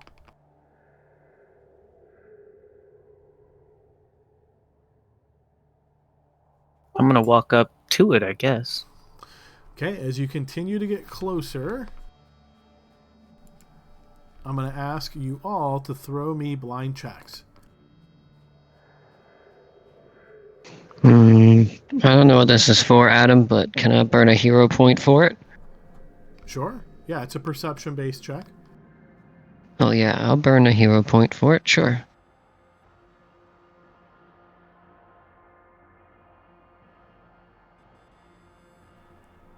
Okay, so Rasmus, Spectre. Yes, just Rasmus and Spectre. So Rasmus, you will notice that as you're getting closer, it looks as though this giant is dead and indeed frozen solid, as you suspected. You notice that as you also notice a small shape moving along the west wall. It seems to be humanoid in size, but small, maybe about the size of a halfling. You kind of glance that way and recognize it pretty quickly as a kobold. Spectre, you recognize the same along the east wall. You both get the impression of these small beings trying to be very quiet and stealth their way around you. Is there anything you do immediately, Rasmus or Spectre? Yeah, I'm gonna point out to him. I'm gonna call out to him. I'm gonna say, Gale, right there. You see it in the smoke? Hey, What, the giant? The giant? over here. Oh. Hey, you there? I see you. And I'll do the same. I'll draw my bow and point it at the other one on the other side, the one that I see, and I'll just call out. I'll just say in Draconic so that it can hear me, not like screaming at not like screaming so that it echoes through the whole cave. I'll say in Draconic, stop. Okay. As you say this, Spectre, you notice the little guy who's like leaning up against the wall. You spoke specifically in Draconic. Yeah. He looks over towards you, and in Draconic he says, how do you speak this language? Think you speak stupid words. Okay, Adams. Rasmus, you draw your... Okay, so as you draw your battle axe, Rasmus, you'll hear the kobold that has spotted you shouts in Draconic, "Intruders! Intruders!" And that is where we will put ourselves in initiative order.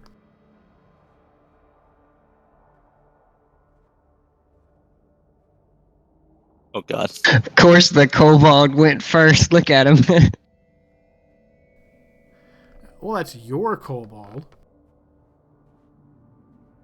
Yeah, what's the difference?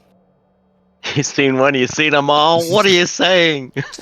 All right, I'm so, saying Spectre is elated that she gets to kill kobolds. So After spending what I'm so much going to mention here, once again, is your vision is currently limited to 45 feet. So I'm going to reveal these tokens, but if they're beyond your range, they're likely not where they actually appear to be, meaning I have full rights to just move them randomly somewhere else. And if you were to try to attack one and you're within 45 feet, then you're okay. All right, so with that resolved, let's go ahead and get us on a little bit more up-tempo music.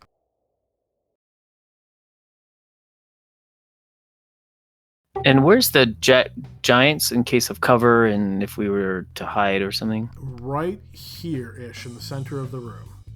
Okay. Okay, Kurtu, you are actually the quickest to react. So, again, keeping in mind where you currently are, 45 feet.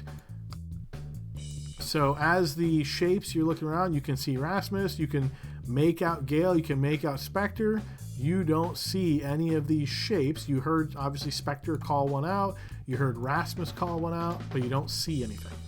Are those You can see me four? pointing my bow in the direction of whichever one I saw, which I assume is this one. You saw the one to the east, yeah? Yeah. Yeah, Well, and you those- can see Rasmus is obviously directing his body in like this direction as well. And Adam, just as a reminder, do we have in this here area, do we have any movement limitations? Is this an area that you get -10? No, because you're on the same elevation right now, so no.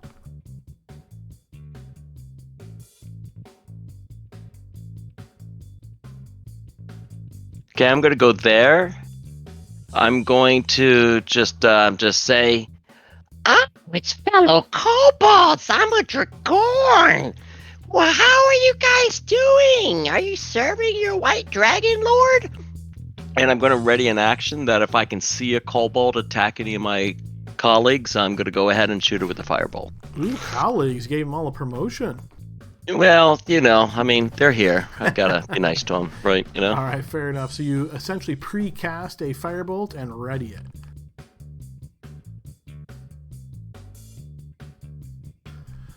Alrighty. Do any of them respond to my kobold? And of course, I'm talking a draconic, You're I'm shouting this out at the same time you're hearing movement nearby you. You don't hear any immediate response. Fair enough. You do notice a little shape comes rushing right up towards you with its hands in the air, like trying to run past you at top speed.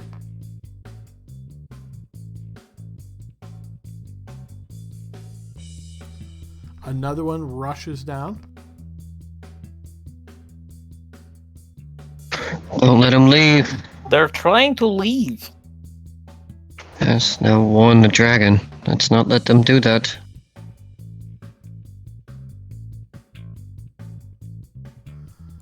Okay, Spectre. All right, fish in a barrel time. I have my bow out, and I see a bunch of kobolds rushing here, about to warn their fucking boss, I assume.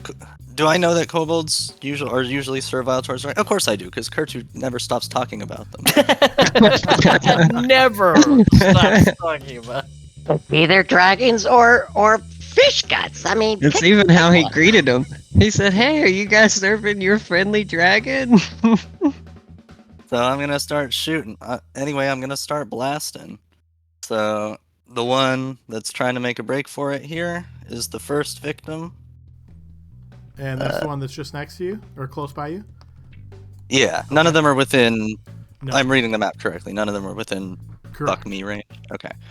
So shot 1 probably misses, I would guess. It does. Shot 2, That will connect. no sneak attack, I assume. No, but this one is killed instantly from your shot. Oh no! I'm so happy right now. And then I'll turn my bow on this guy to my east here for my dread ambusher. Okay.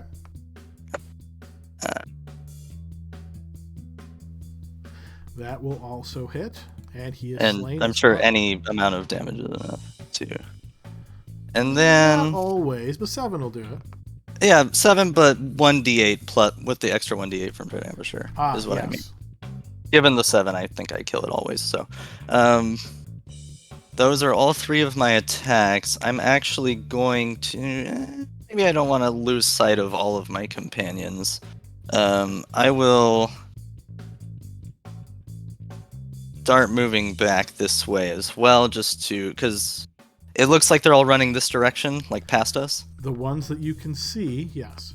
Okay, then I will move 5, 10, 15, and this is good enough, I think. I don't want to like Leroy Jenkins my way into a hallway where I don't know where they're running to. So I will stay here and hope I have enough range to snipe the ones that get past me. Okay. Okay, Rasmus. Okay. I don't necessarily know if there's any other way out of this cavern, so I am going to just make my way back to this one here. Because it's so slippery, I'm just going to make like a nice little standing long jump. It goes about 9 feet plus a d8, so I should be able to make that little jump. Sure. And I'm going to draw out my battle axe and I'm going to heave it at this little kobold. Two-handed. Whoosh, right over his head. Alright, let's try again. Two-handed. That one does connect. And he is also slain from the chop of the battle axe. Okay, so that was 5'10". I'm just going to move to... I think I got 15 with it being difficult terrain for the old hoofs. So I'm going to move to here. Try to cut off any of the other people trying to leave in my turn. Okay.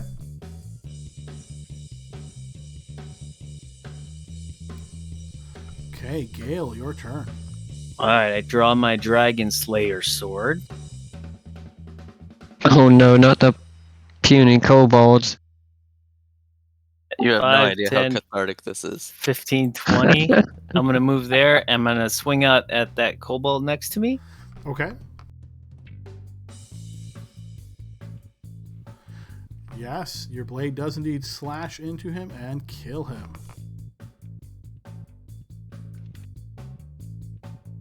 And then that was my 20. So that's my 20 feet of movement. Yeah, I actually got to use my little modifier for the dragons. Do they count as dragons? These guys technically do not. Big heartbreak for our Dragoran friend here, but no, they're not officially dragons. Oh no, I don't want to be hit by his sword. I thought Kortu said it was dragon the whole time. Dragon! Well, if someone ever takes a sword from us, that's good for you, Kurtu. I can't ready my if second it pisses action, me off too obviously, much. right? You cannot. Yeah, alright, fine.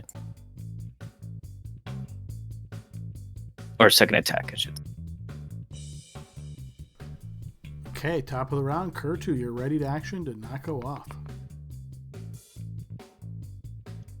Right, I'm gonna tell this kobold right here. I'm gonna say, Please don't run. My friends think you're trying to hurt them. We just want to talk to you.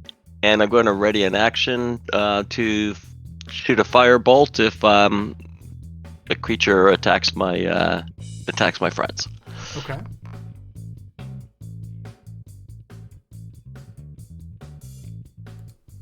All right, he does not attack your friends, but he is running as fast as he can. And as he runs past you, not seemingly listening to you here, he is shouting in Draconic, "Intruders! Intruders!" And you hear this voice echoing out in this area. Did he disengage? I missed that. He did not. Well, I have a bow in hand, so I can't. Yeah, but isn't he next to Kirk too? Yeah, but I have a wand. And a ready to action. Right, but my ready action was if he attacks somebody. Right. Okay. Okay, Spectre, my your turn? Yep. All right. I am counting hero points. I have all of them. I will spend one of my D8 hero points here to shoot this asshole before he gets too much farther away and ruins everything for all of us, which he probably has already done, but you know. So hero point D8 is a 6 plus, here comes the longbow shot, 25 surely. That certainly hits him, and he is 8. slain. And then I will move back up to see. I cannot see any other boys.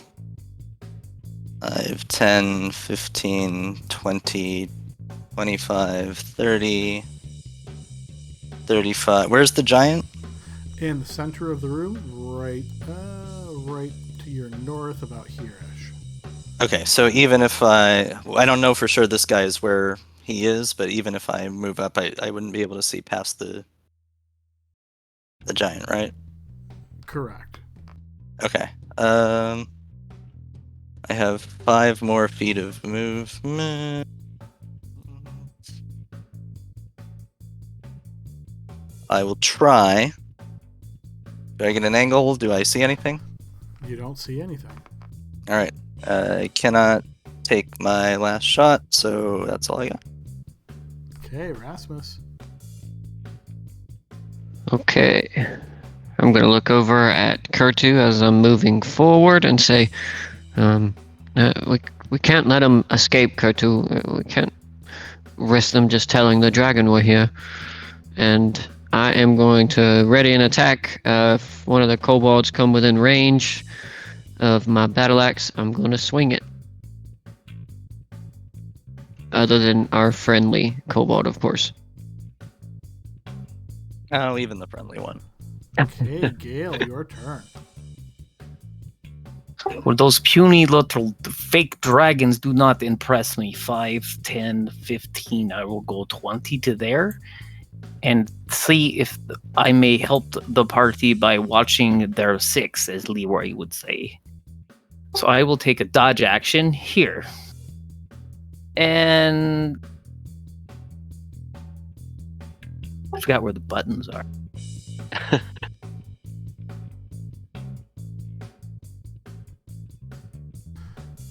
Okay, we are at the top of the round with Kurtu.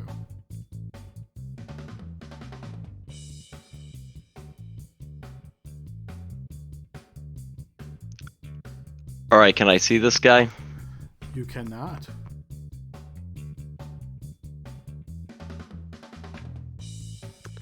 All right, that'll be my total 6. I am going to ready an action that if I see a kobold, I'm going to shoot him with a firebolt. Okay. And I'm going to say in Draconic, The intruders left. They're gone. There's no intruders. Give me a blind check.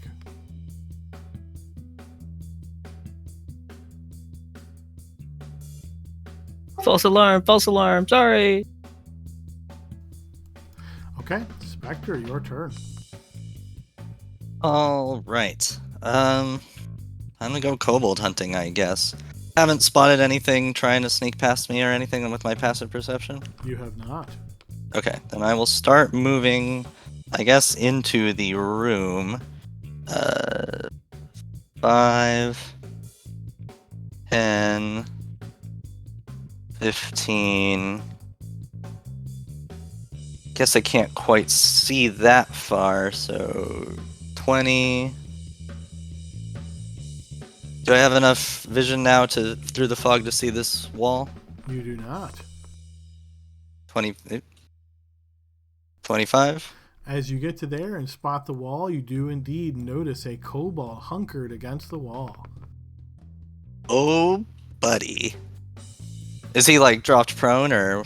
Nope, he is like leaning against the wall, trying to do his best to be small and kind of in the process of sliding along the wall. I'm gonna shoot him.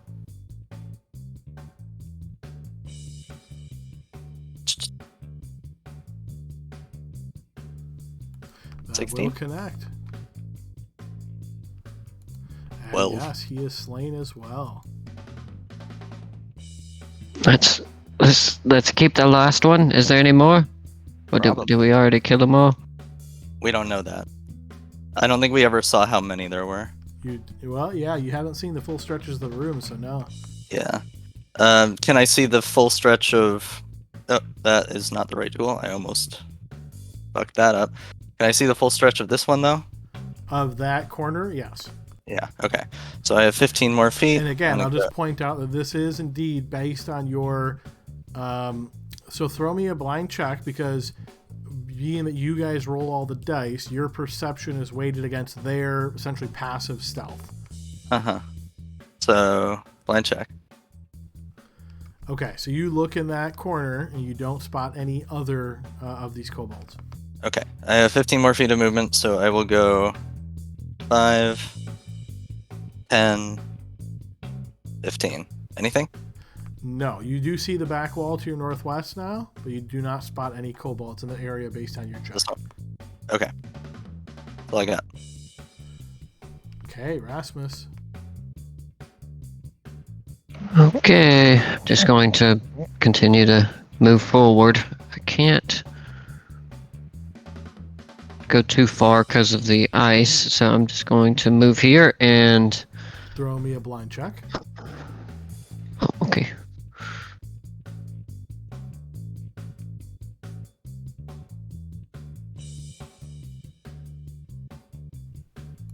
Okay, so you get to there. You are able to see most of the wall to your northeast, not to your east, and certainly not to your northwest, but you do not spot any additional kobolds.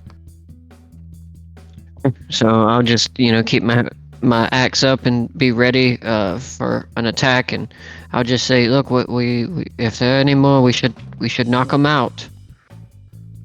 So that's a readied action melee attack if you see an opponent come within reach? Yeah, non-lethal attack, but yes. Okay, Kurtu, go ahead and give me a blind check, please.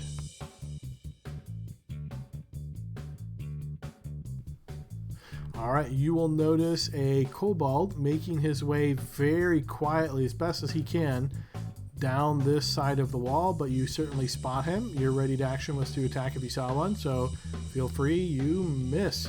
All right, your firebolt smacks into the wall, sizzling and burning some ice there, where you hear him kind of move as best he can down the line of the ice wall.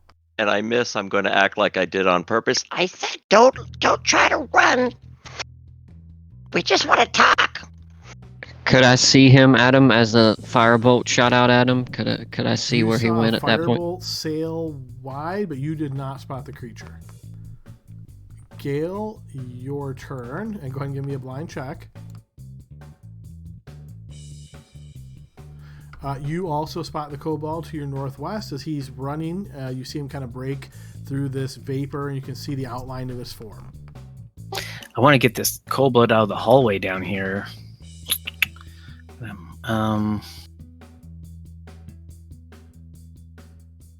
That's not going to work. I'm going to have to let him sit in the hallway. So I think... No, I'm going to keep an eye on him, Adam, so I'm going to block... Actually, he's talking, isn't he? The one that's alive? Yeah, this one up here. Is he screaming? Not at the moment, no. I'm going to go there, and I'm going to just...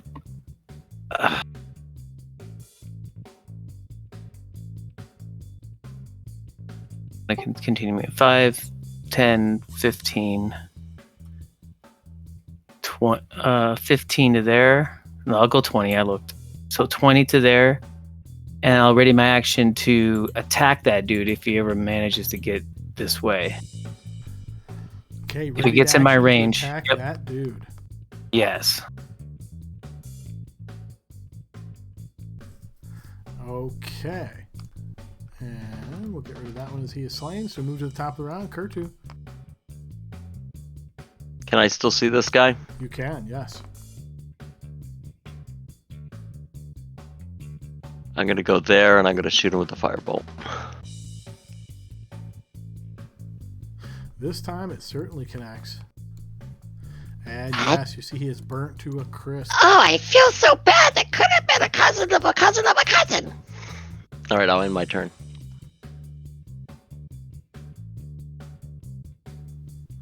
All right. Spectre's turn. So hearing them talking, it sounds to me, I don't know if I can see them. I can see Rasmus, I can't see Kurtu, but I can certainly hear Kurtu, unfortunately. So thinking that they've got that side under control, and I don't see any... You told me I could see this room, right? Correct. Okay, and I don't see any passages out, so I'm gonna... Go ahead and start me a blind check just to represent your perceptive efforts here during this round. Uh-huh. Okay.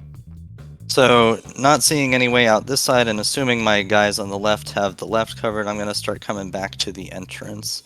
And just let me know if I see any dickheads trying to make their way out. Does that include your companions, or no? Well, my companions are dickheads, but they're not trying to leave, so... Gale's kind of on his way out.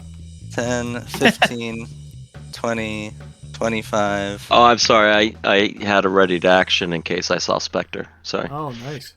30, 35, 40. Nothing? You do not spot any additional forms. Okay, then I will just ready a shot in case I do see a kobold that isn't Kurtu. Okay. Rasmus. Okay, Rasmus, seeing that Kurtu fired something off in this way, I'm going to kind of make like a diagonal angle over towards this wall to see if I can see anything and keep making my way that way. If I get to here... To represent your efforts.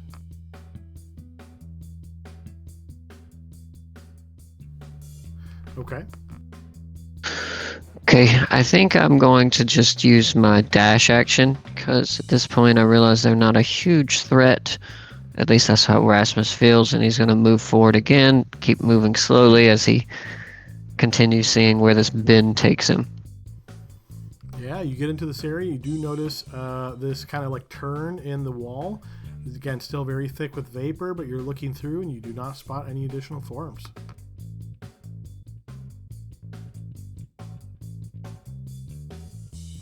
Okay, Gale, your turn. Okay, I'm going to...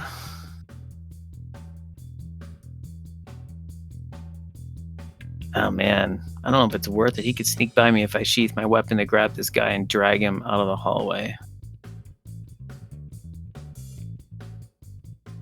Alright, I'm not gonna risk the... I don't want a live body leaving. I'm gonna move up 5.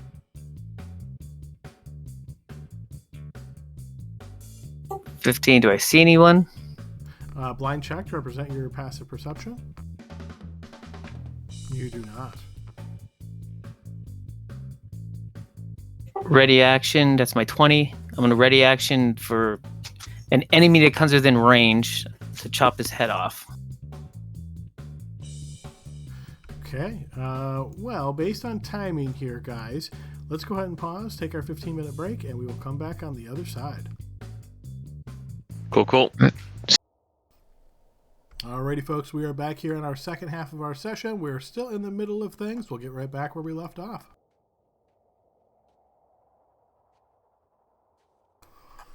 Alrighty, so we are at the top of the turn order with Kurtu. Just a quick reminder, based on the vapors, where tokens aren't necessarily accurate. What you think you see there might not be what you see there. But yeah, Kurtu, go ahead. All right, I'm just gonna move up.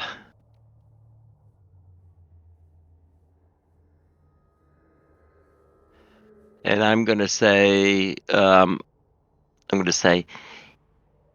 in Draconic, of course, I will say, I don't know if there's any more friendly kobolds up here, but if you can come out. We just want to talk to you. Blind check to and represent your perception for the round.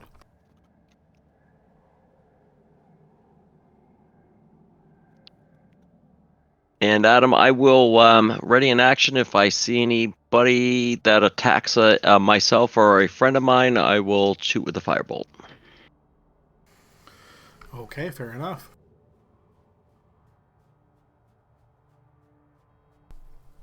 Anything else on your turn here, Kurtu?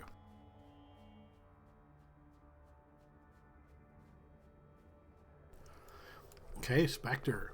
All right, blind check to represent detection. Yes. And then I will start moving towards the entrance where I remember it being 5, 10, 15, 20, 25, 30, 35, 40. Seeing Gale in the hallway, I think I can afford to move over here and watch this side. And I will ready an action to shoot a kobold if I see one. Okay. That isn't Kurtu. Good distinction, Rasmus. Go ahead and do your blind check for detection.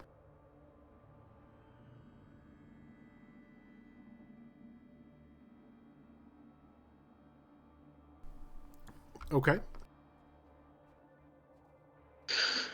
All right, just gonna continue moving.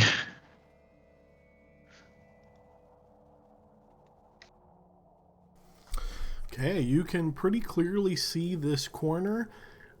Everywhere you're looking, keep in mind, again, these are like ice walls. There are crevices. There are kind of cutouts from the wall themselves where there's some obstructions, that kind of thing. But you scan around this area, doing the best you can to look, and you do not spot anything.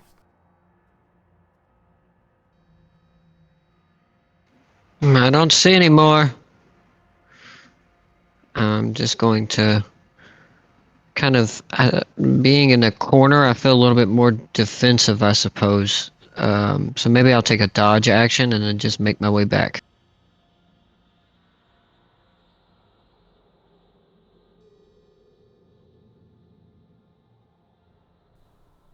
Okay, Gale, your turn. All right, I'm gonna sheath my weapon, go 5, 10. I'm gonna grab the kobold by the shoulder and drag him 20 to there. The difficult terrain. Okay. And action was the grapple, so I will end my turn. That's it. Okay, top of the round, Kurtu. All right, so I'm assuming I see the wall right to my right, Adam. You do, yeah. All right, I'm gonna just kind of stay 5 feet away from the wall as I walk the perimeter. Okay.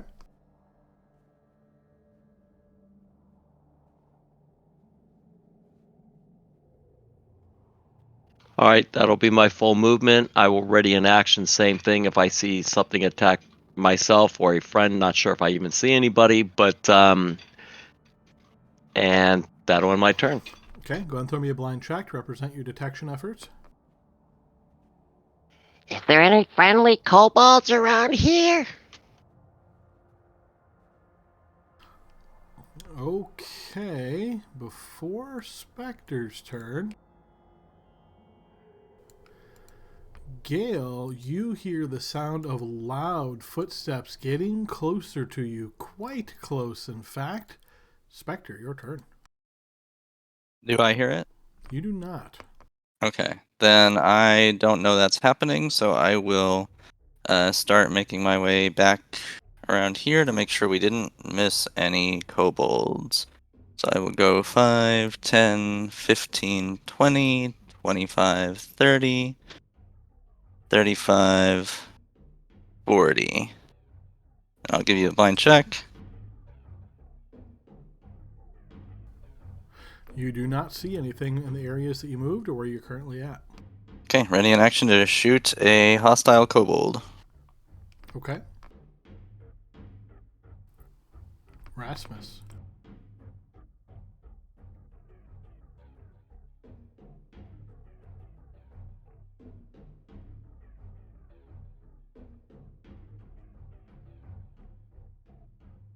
Yeah, if I'm not seeing anything, then I suppose, I'll just go into the corner to be sure.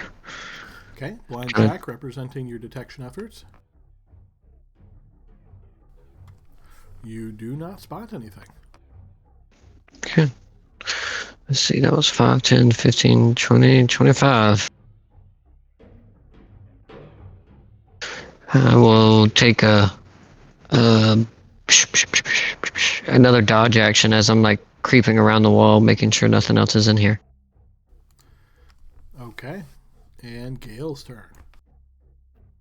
Okay, I'm gonna drop the kobold. Free action, do that, I guess. Okay. So And then- essentially just let go of your grapple. Let go of them. Yeah, 5, 10, 15. Spectre, someone's coming, probably from the hallway. Oh yeah, I wanted to ask you before my turn. I'm assuming it's from. I can hear it from the south. Oh, yes, for sure. Okay. Thank God. 5, 10, 15, 20 from there. And then I will draw my sword. Oh, no, I can't do that. I already did a free action. Then I will take a dodge action here and say, ready yourself, Spectre. And you can draw your blade. That's interact with object. Letting go of a grapple's no action. Oh, roger that. Cool. So I have a glowing sword out, and I'm ready with a dodge. Okay. Okay, Kurtu, detection check, please.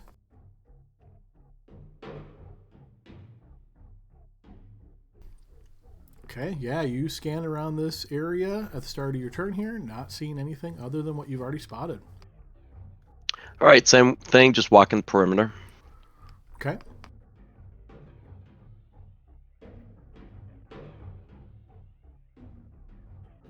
All right, same thing, ready in action. If I see somebody, a kobold attack either myself or a comrade, then I will attack and I will say, Hello, any friendly kobolds? We're here to help you.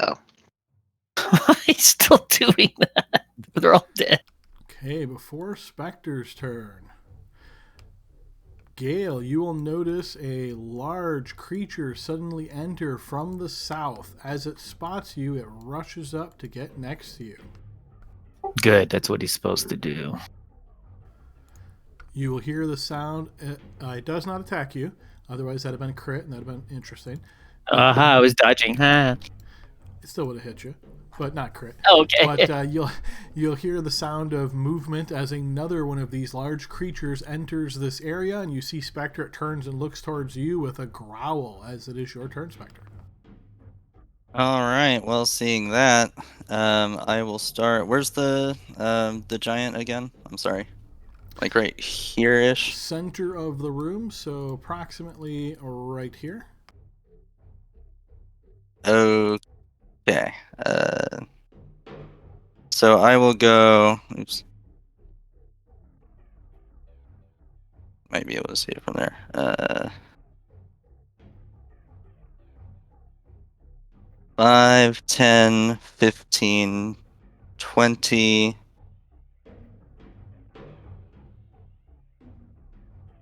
I can still see the guy next to Gale. From there, I want to double check. You can, yep. Okay. I will take 2 shots at him.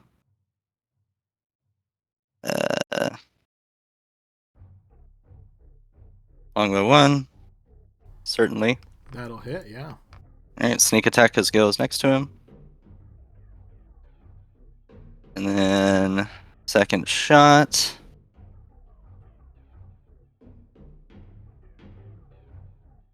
And longbow. A critical Nice, hit. Yeah, that'll hit. So I will roll piercing crit, correct? God damn it. Ooh. Whatever. Them's the breaks. You know how many times we've fumbled and it's been nothing, so... So I move 20, and then wherever the giant is, I will skirt around it with my last 20. So 5, 10, 15, 20. Is that okay? Is that an okay movement? Yeah, you can do that. Okay. I'm just trying to like put the giant between me and the troll that looked at me. And then I will call out of turn, guys, incoming, as loud as I can, trying to alert these guys. So hearing that, my ears perk and I look over at Kurtu and I say, okay, I guess there's probably more of them. I will move to here, and then I suppose I will use a dash action to move the next 25. Stupid hooves. How are the kobolds moving around? I'm gonna look at their feet next time I pass one. Oh, the satyr's nerfed. Wah. I have 50 feet of movement. I can't use it. It stinks. Gale, your turn. Oh, what am I going to do? Let's try to think about this. Run like a girly. Run like Kurt to... Oh, sorry. I'm going to attack this ice troll. Adam, think Sure. about that. Your blade does indeed connect, slashing in and wounding the troll. Okay, then I'm going to do a second attack. Same. That will Oof. also connect. Wounding the troll a second time. Great. Bring it. Okay, Kurtu, your turn. Do I need to make a perception check first? Yes.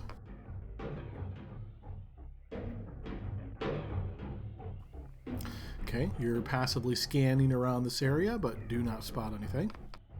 All right. Hearing that there's maybe some issues going on down south, I'm going to go ahead and move.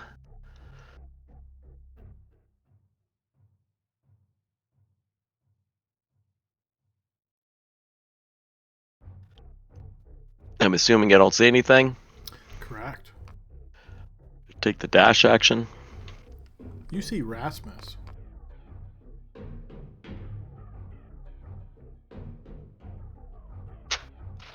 All right, and I will end my turn there. Okay, so before I move the enemies, Spectre, I went ahead and threw a token on representing the giant. Feel free to adjust yourself now that you know exactly where the giant is. That is. I don't remember where I started, so That's okay. I'll just say I'm here. You're good there? Okay. All right, this one is going to try to tear into you here, Gale. So I will need 3 defensive rolls.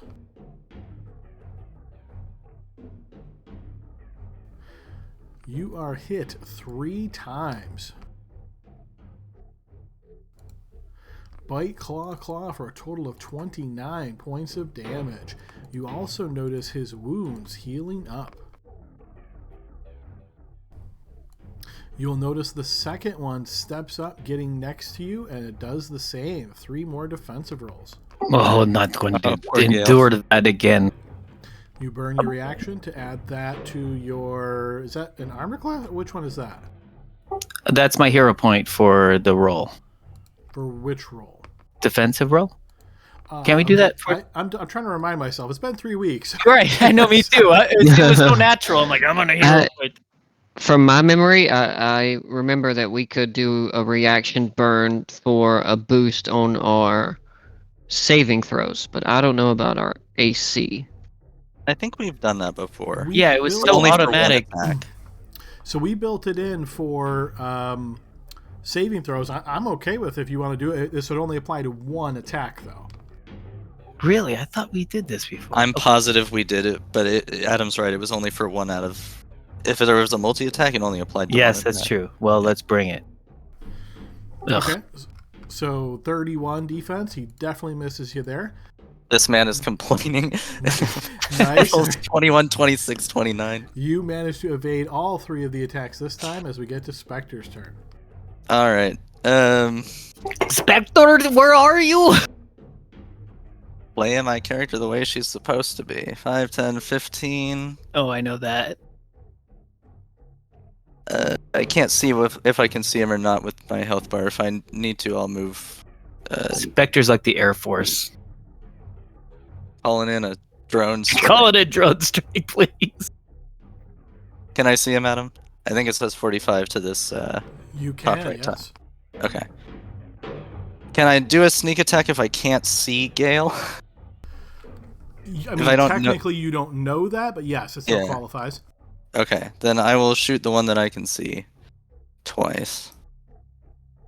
Let's see. Do I have? I don't want. Yeah. So 2 shots at him. Bow 1, bow 2, Both shots miss. and then I will back off. I have 20 more feet, so 5, 10, 15, 20, back to the wall, ready to assist next turn. I tried. Okay, Rasmus. Okay, I imagine I can't see. But Oh, you saw no. me shoot south. Yeah, and I'm probably hearing the sounds of You hear, combat. don't eat me! Okay.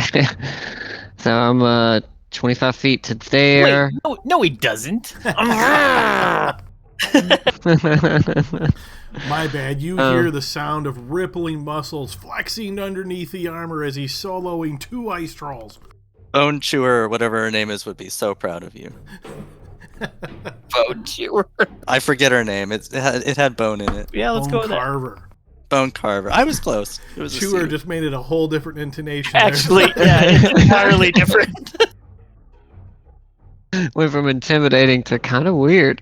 All right. I don't know what to do here. All right. All right. Yeah. Let's. I don't want Gale to get his ass kicked, so let's do this. I'll do a. Use key. I'll do a step of the wind, and I'll use my burning bonus action to dash Dash? forward. Sure, Yep. yeah. And I will get into this position here. Is that? I don't think that gets flank. Nope. Okay, so now you've just moved 50 feet in one turn, right? Mm-hmm. Okay, so because you're moving very quickly across this ice, I will need you to give me an acrobatics check. You can do Okay. that publicly. Can I do a reaction burn to get my hero point? You could, yeah. Let's do that. Nice. Big money. Son of a bitch. Actually, that's enough. It's only a DC 10, so your hero point Oof. works. So basically, as you start running this way, you start sliding, but you turn your foot just to the side enough and kind of break up early and get to exactly where you are. Perfect. And I'm going to use the momentum of that slide and then brake to like pull my axe to the side and like try to run it right into the side of the troll. All right. Do a two-handed attack. Damn it. They're so tanky. That is indeed going to miss. And just as an FYI, remember to get a flank, you need to go through the middle of the creature. So I assume that's what your intention was, right? Yeah, he overshot it. So you want to Did actually I? one space back. So you can feel free to slide yourself back, but yeah, it's got to go right Okay. through the middle of the token. Okay, sorry. Here we go. No, you're good. All right. All right, so yeah, No, I first don't- axe misses, but yeah, go ahead and take your second one. Second attack. I'm going to do a ram this time so I can get an agile parry. Okay. That unfortunately will miss. Look at that. That works. Two I know, right? characters are just misses. It's like Bambi trying to walk, coming over here trying to swing his axe, but then he catches himself and looks up and be like, oh, I got this.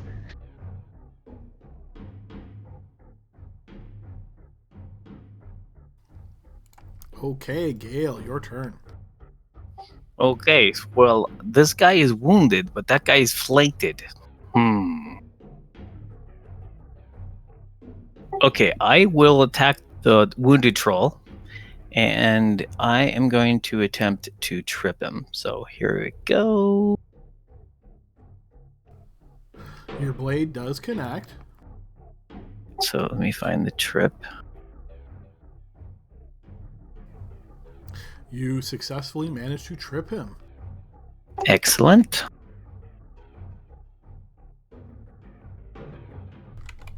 Excellent. And do you get an extra D8 damage on that, or just the trip? Oh, is it a? Yep, says, let's see, you add the superiority die to the attack's damage roll. And it's an 8 at this level, right? I don't know. Let's double check your sheet. Yeah, now. I should cheat. I'm trying to find it. Sounds Sorry, it's right. like classic car. You jump in like, how do we? Yeah, D8, got it. Okay, we will take that off him as well.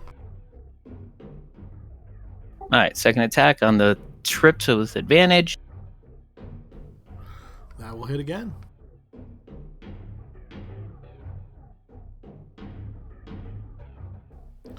Yes, the troll is wounded once again as we move to Kurtu's turn. All right, Adam. I'm going to go ahead and move my 30 feet, but if I see him ahead of time, I would have stopped. Does that make sense? Just move one square at a time, and then I will tell you when you see the first creature.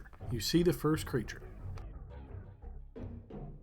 Okay. Well, that was quick. All right. I'm going to shoot him, and I'm going to use a hero point. Okay, so you can see just part of the creature, no disadvantage or nothing like that, but enough to spot him. So go ahead and throw your hero point, and let's see what happens. And you're doing this on a firebolt, right? Yep. Okay. Okay. Yes! We'll add 1. Yeah, that one could make a difference. Certainly could. Okay. So That would be a yes, 16. You do Yeah. indeed hit. Yeah, go ahead and post damage. Okay, your firebolt stretches out, striking into the creature and wounding it. All right. I will. Actually, in my turn there. Okay, this one, you're going to notice its wounds begin to heal there, Gale. And then it's going to attack you the 3 times. 3 defensive rolls. The third one does manage to get through your defenses as you take a claw attack for 9 points of damage. The other one, in reaction to getting hit by fire, rushes away. Gale, you may go ahead and take an opportunity attack if you wish. That will hit. And it rushes right up towards you, Kurtu, in a very aggressive, angry manner as we move to Spectre. All right, well, now we got to deal with this. And of course, sorry, the one down by Gale, of course, it stood up. I'm going to remove prone. Of course. So this one has rushed up to my boy. So Wouldn't Rasmus have been able to get an opportunity attack too? Yeah, it's I true. burned my reaction so I could do that hero point. So I'm gonna shoot this guy twice, and I will spend a hero point on the first one. Another D8. So 6 plus That 17. will turn it into a hit. All right, sneak attack. So 12, That arrow strikes. and then I get a second attack. So here comes that one. That will 18 also should hit. connect for another 7. Second arrow strikes into the troll, wounding it as well. There's 5, 10, 15, 20, 25, just stuck around this thing. Frozen giant, yes. Okay, Rasmus. All right, Rasmus is going to move up and not wanting to slip or anything. He's going to be careful, and he looks over his shoulder as a couple of arrows pierce that other troll, and he thinks, oh, okay, maybe they got that one. And he is going to take his first battle axe swing at the back of this creature here. That will connect. Wounding the creature. Perfect. Then I'm going to headbutt him in the same spot I just slashed, hopefully. also connect, wounding him a second time. Cool. And then I'll use a bonus action for one more strike. As I pull my head back, I'm going to take my other hand and kind of do like a flat palm strike right into the same spot of his back. That unfortunately will miss, even with flank. All right.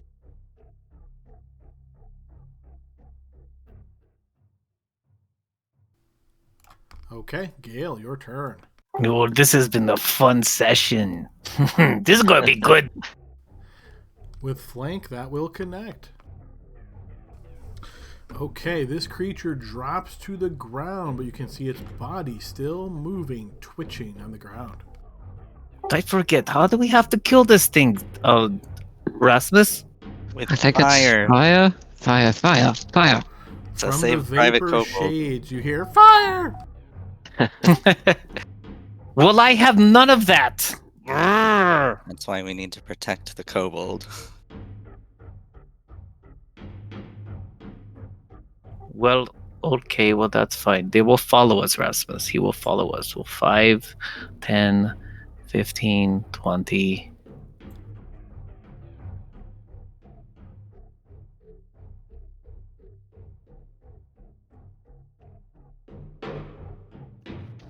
All right, Adam, I know. I mean, I saw him run up here, right? So I pretty know he's fast. So I'm just going to go ahead and hero point this, and I'm going to shoot at disadvantage my firebolt. Okay. Yes, 1 point again. The caster difference. 1 hero point, and you have a 14 that will hit on the dot. Woo. Well, I'll take it, right? You know? Absolutely. Might Hey, as you well. said 1 might work, and it did. 21. He is wounded near death.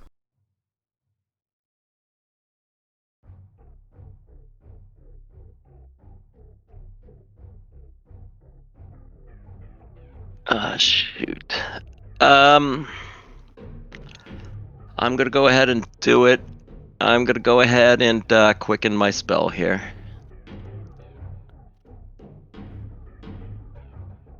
I can't remember how much that takes. Yep, that takes both of mine. So I'm out of sorcery points. Okay. So, Adam, I have to do it. We have to protect the kobold. You know, myself at all costs. So I'm gonna hero point it again. All right. Yeah. 4. That's better. Yes, that will do it. He literally had 1 HP left, so that will strike him, burning him, and he is slain. Yeah, I hate using all the hero points for that, but That's save the fine. kobold You at got all. 5 left. You're good to go, man. Hey, yeah, but it's all it's all about rolling those ones, right? Anyway, That's so right. That 33 literally you just matters, rolled would have though. hit a Tarask, you know?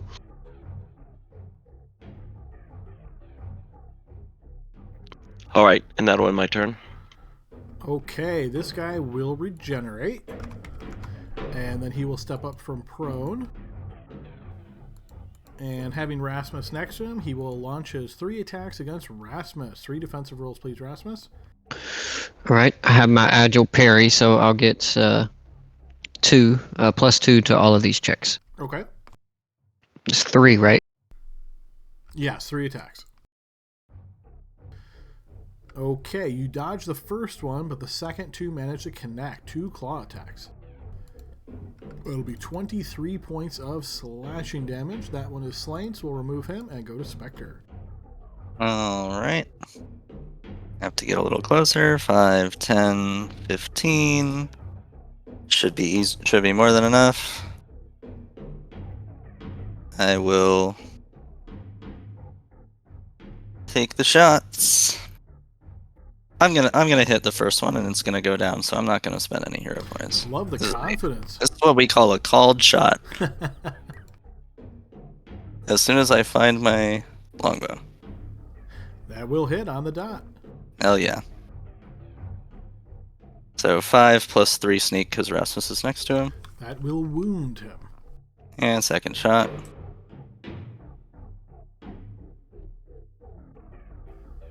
That will also Okay. connect. Okay, and he is once again dropped to the ground, but still twitching. Get him, Kurtu. Done. Okay, Rasmus. I'll just hold an attack at him. If I see him regenerate, I'm gonna swing down at him. So you ready your action that if you see him basically become conscious, you're going to attack. Yeah, like if Kurtu were to miss his fire attack or something like that, and then he gains his consciousness and starts healing back, that's when I'm gonna swing back at him. Okay, yeah, and I don't think it'll matter too much in this situation, but just very specifically when he become conscious, that's, ready to actions are always after, so he would get consciousness, you would attack after that. Okay. And Gale's turn. Oh, I had something in my mind I was going to do. Oh, yeah. All I'm going to do bonus action is this guy. I need to do this now. Nice. And then I will dodge.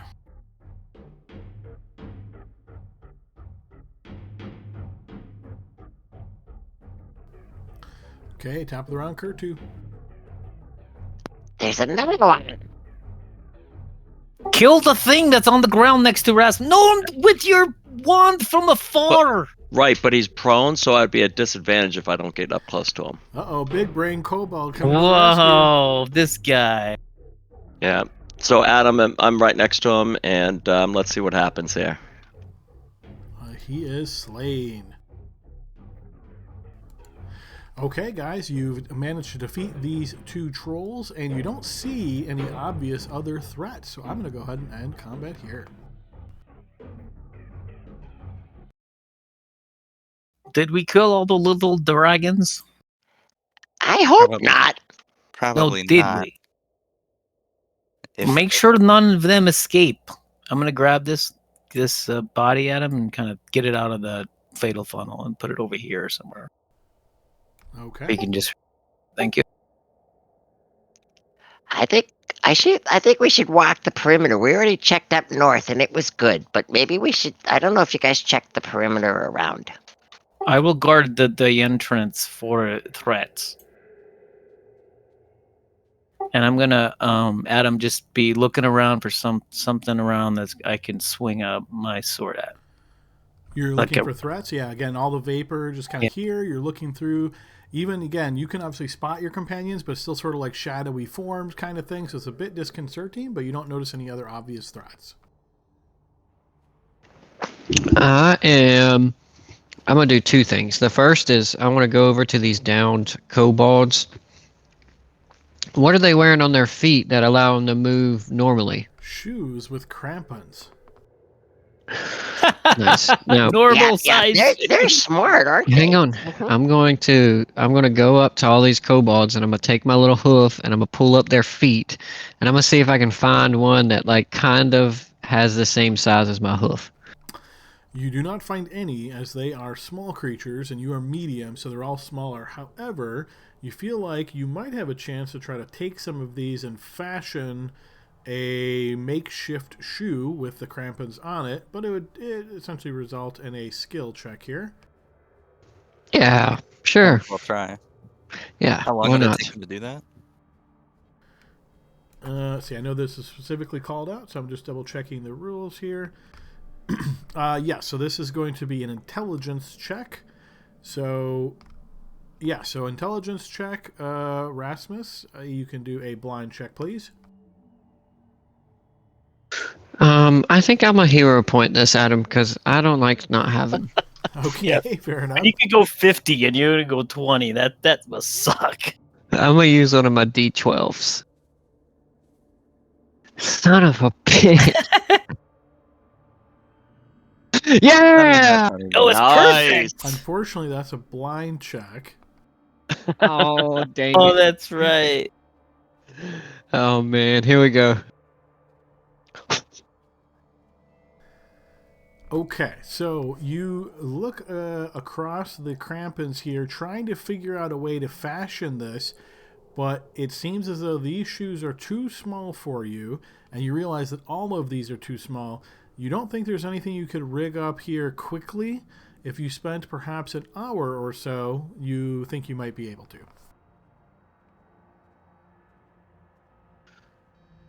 I mean, I could do like it's gonna take me a while, but I can do something.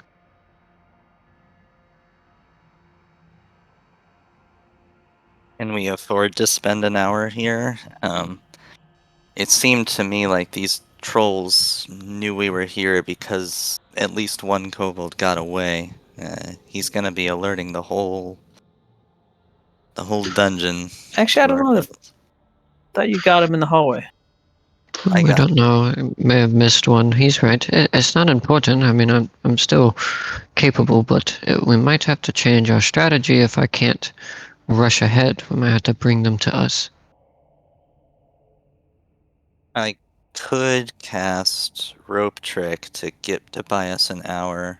I don't know if you'd have room up there, but to do what you need to do, it would take half of my best magic to do that. No, it's not important. I'll be okay. Let me. Yeah, I'm gonna drink one of these though, and I unfasten one of the health potions on my hip at him, and I'm gonna swig it. Okay. Is that 7, right? If it's a standard one, yep.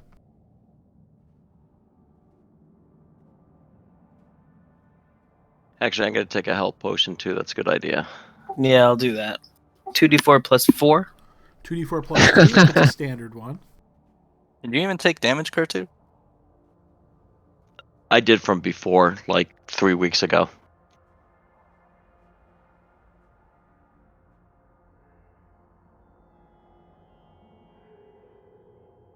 What I will do while everybody's drinking their potions at him is, can I pull all the kobolds' bodies into like a pile and rummage through them to see if I see anything? Sure, yes. You spend some time throwing them all together over here. And then you begin searching through them. Blind check for me here.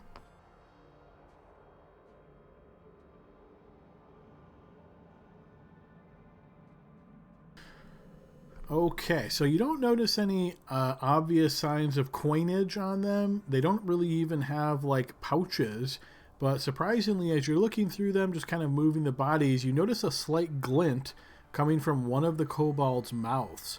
And as you break the mouth open or just kind of split it open kind of deal, you notice that one of these kobolds' teeth has been replaced by some type of a gemstone. It looks greenish.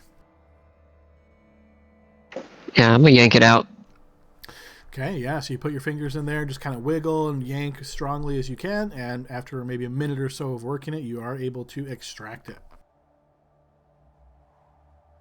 Hey, Adam, I'm still doing a perimeter check, and I keep on saying, I'm a Dragoran. I'm here to help you. Hello. So off through the vapors, team, that's what you hear sort of echoing throughout as you cannot see Kurtu. Is there any kind of armor or weapons on these kobolds, Adam? Yes, they do not wear armor. However, you do see that they have daggers and slings at their disposal. Okay, I'll take them. Is it 6? I suppose 6 slings, 6 daggers. Yes. And Oh, it's one I'll more. just 7, actually. perfect. Well, I'll just take 6 because I like that better. And then, can I take some ammunition for the slings? Do they have like a bag of rocks or something like that? They do, yeah. With slings, I kind of assume almost anything you can use, so I don't worry ammunition on slings too much. Okie dokie.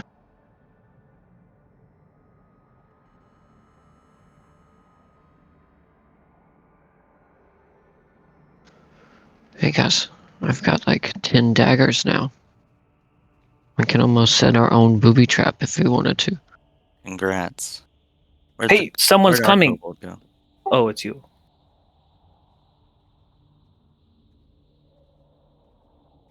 all right, Adam, I'm almost done with the perimeter. Yep, and so far you have found nothing. Check by the giant thing in the middle. I feel like I would have bumped into one if it was over there. Well, then don't. All I mean, right, we're out of turn. As you guys have been here for a bit of time and you've sort of looked around here, and yeah, Spectre, the time you spent by the frozen giant, I will say that Kurtu, as you're making your rounds around here, you do spot that there are other frozen bodies in the sides of the walls here. So the one frozen in the middle looks to be sort of like an anomaly. There are other giant shapes that you notice as you're looking through thick ice and sort of spot them, and they're all displayed almost as though they're trophies of some sort, rather than just they're not lying down. They're all displayed. They're like stood up in a strange fashion and like frozen in place, but inside of the wall. Altogether, you notice a total of 10 of these giants. And what do they seem like they're wearing? And the reason why I'm asking is because I'm trying to find out if maybe we think we can chisel out some metal. Do you know what kind they are, Kurtu? So I would say you notice on the one in the middle, it looks like his armor is torn. He's a frost giant, so he'd be wearing furs. The vast majority of them appear to be frost giants. However, there are two that are not frost giants. Does anybody have any particular knowledge of giants? Spent any time researching giants, anything like that? Don't get them much in the Feywild. Not these giants, at least. Well, yeah, in my study of dragons, I don't know if I would have that much effort into giants, but Are you yeah. proficient in Arcana or in history? Nope. I'm proficient in Arcana, Adam, if that helps. Do you have any specialized knowledge of giants? Like, anything in your background that would make sense of why Kurtu has studied giants? Oh, only if it would have gone into my cave area. Okay, so I would say you notice 8 of these giants that you're pretty sure are frost giants, just based on there being 8 of them. You're in a very cold area. The other 2 look different enough that you can tell that they're not frost giants, but you don't recognize what type of giants. You've probably all heard generic stories about giants and there being different kinds, but through the thick ice, you can't make out enough detail to know what type of giants the other 2 are. Yeah, and one of the things I'm thinking of, Adam, is if we think it may be easy enough to get like a metal weapon or some sort, if we cut it off with an axe or something like that to get to the weapon, to use as trade bait for above when we go back up there, and I could put it in the bag of holding or something. So based on how thick the ice is here, you don't think anything would be anywhere close to easy to get them out. You're thinking significant effort. It looks like these bodies have almost been staged, and they've gone to great effort to set them up and then freeze them in the solid ice to make them, again, sort of like a trophy room. So for you to excavate through the ice to try to get to them, short of very powerful magic, you're thinking this is like a weeks-long process, something like that. Okay, cool. Thanks. Like of course, if I have a wall of fire later, we'll heat up the room later. Even a wall of fire, I would say, won't instantly melt this ice. That's how thick the ice is here, right? Like, it would take significant time. Yep, fair enough. Let's go. It's a big dragon if it can take on those things. Look at the junk in his trunk. Hey, but if we can bring some weapons up there, maybe we'll get some karma points, I feel like killing the dragon, if we're right about these people being under its thrall, would be enough karma for them. That's what Bone Thug. Wait, what was her name? Bone Craver. Bone Carver. My goodness. Craver, this is going to become a thing, isn't it? Well, she if she craves or carves them, we should bring her some bones. Right? She said that she wants some help getting rid of it, so maybe it will help us to just kill the dragon or scare it off or something. Hey, when the ice trolls made the turn, did I notice which direction? West. From where you were standing, they came from the way you guys are going right now.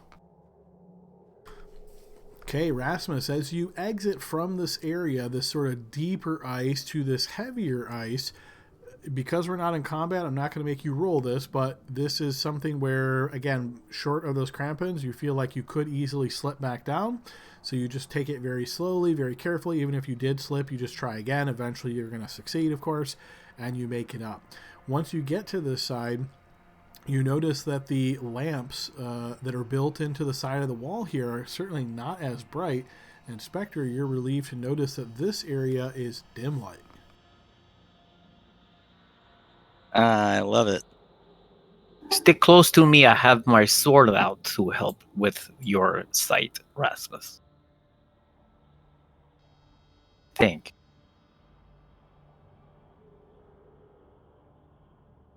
Looks like there's like 3 ways to go: up, down, or straight Oh wait, on. no, that's right. This one doesn't have. I was thinking of the other one. That's right. Never mind. It's been 3 weeks. This one does not emit light like the Soul Carver one I had. Sword of Gloom. Yeah, that's what Joseph. I keep doing that. Spectre has. Do we want to go down or up or straight? Well, we just look around and smash. Do what Bryn would do: is smash the first thing that you see. So, Gale, as you continue walking forward and you notice that the ground is fairly level here, you'll notice to your west a bizarre sight greets you in the rough-walled chamber. About a dozen giant toads with thick, mottled white hides are at work here, scribing strange writing into the ice of the walls or onto weathered parchment and stone tablets. A few toads transfer parchments and tablets into and out of the floor-to-ceiling cubbyholes cut into the ice along the entire southern wall. Turtles, Rasmus. No, toads. Turtles have shells. There's quite a lot of them, actually, I think. I feel. Obviously can't see them all, right, Ed? Here you can. Those whatever you can see on the map, you can see, mainly because this is all level ground. So the fog is not here. Yeah, Does we it went look up. like they noticed us? Or me? If they haven't paid any attention to you. That's fine. Now, when I turn here towards the south, what do I see? You notice a large room with a ladder leading up, which is represented by that circular wooden type of icon. And then in the southwest corner, you notice a large pile of furs. Well, what about if we go this way, since I make decisions now because I'm spring a ladder and everything is good? As you enter the room a bit further, you hear from the vicinity of the furs. Hello, do has a cold? You notice a shape suddenly sit up. It looks to be humanoid in fashion, and looks in your direction and sort of cocks his head. You notice he is dressed similarly to the tribesmen that you spotted outside. Hello, so I will sheath my sword and raise my hand at him and say, hello, you are from up there? And I point up. He cocks his head the other way. Oh, darn it. Who here speaks these people's? Let's go upstairs and get Jenkins and have him come down here and then talk to this guy. I'll say in Draconic. Can you understand me? Where are you? He comes into the room to do that, of course. Yeah. That's screaming. I come in the room, I do that. He looks at you, Kurtu, as you call this out, and you see he kind of looks towards you, and in response in Draconic, he says, one word? Hello. Table? You get the impression he doesn't speak very good Draconic, but maybe has heard a few words here and there. Let's just go. This guy can't help us, and he's sick. Well, aren't you a little bit curious? Aren't satyrs curious creatures? Not with people who don't like us. His people don't like us. Adam, I'm assuming the ladder is right in the middle of the circle. Yes.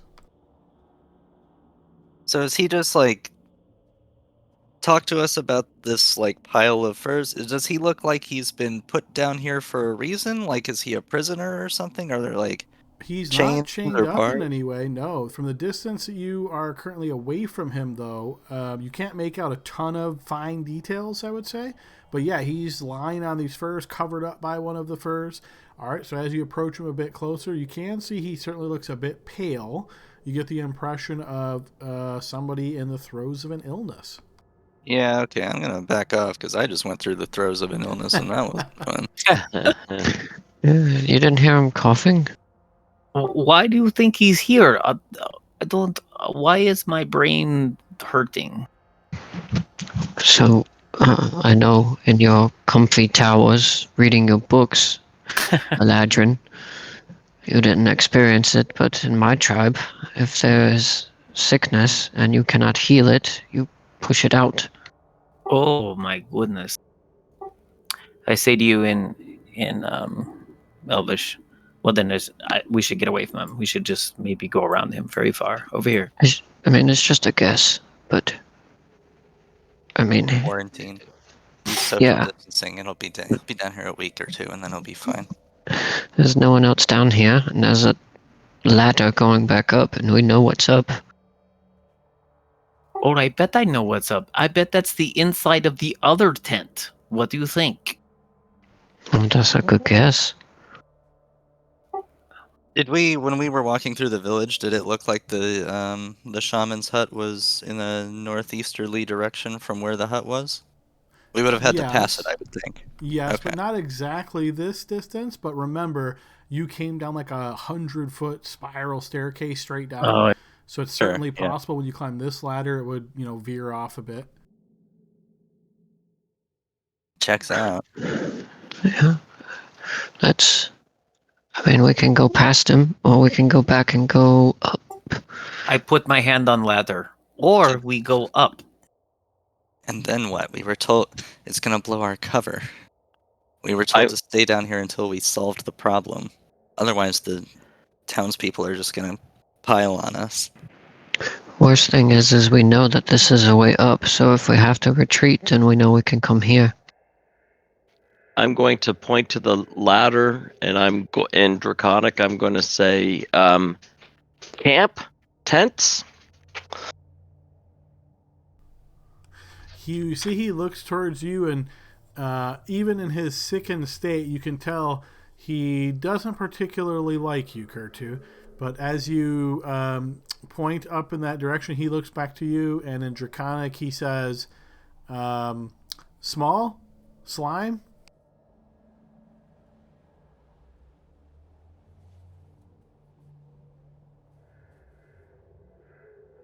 I say in Draconic, thank you. Directed towards him, Yes. and he responds, "Table." Do we want to, and then I say to my friends, okay, so we will leave him in his misery. That's a very sad day for him. But do we go come on, why don't we go this way? Yeah, he seems to be sad and everything too. He's not really as friendly. I bet it's because he's sick.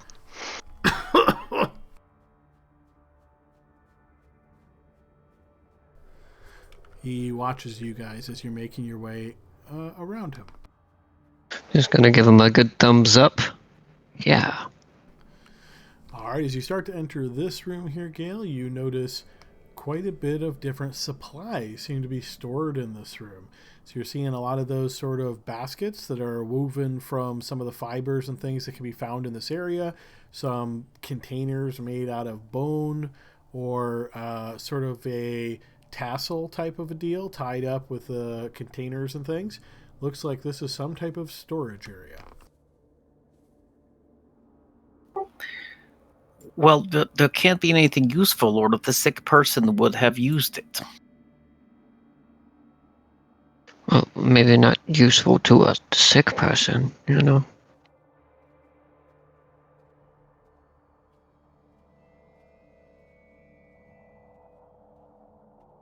This is a very large area. I guess that's a hole, Adam, I'm seeing. Let me get my pointer there. It is, but keep in mind that goes down, so there's vapors covering that area. So once again, 45 feet as far as you can see. Amongst the supplies, Adam, do I see any maybe crampons that might fit my foot? Maybe. Give You me want a it so blind bad. check, please.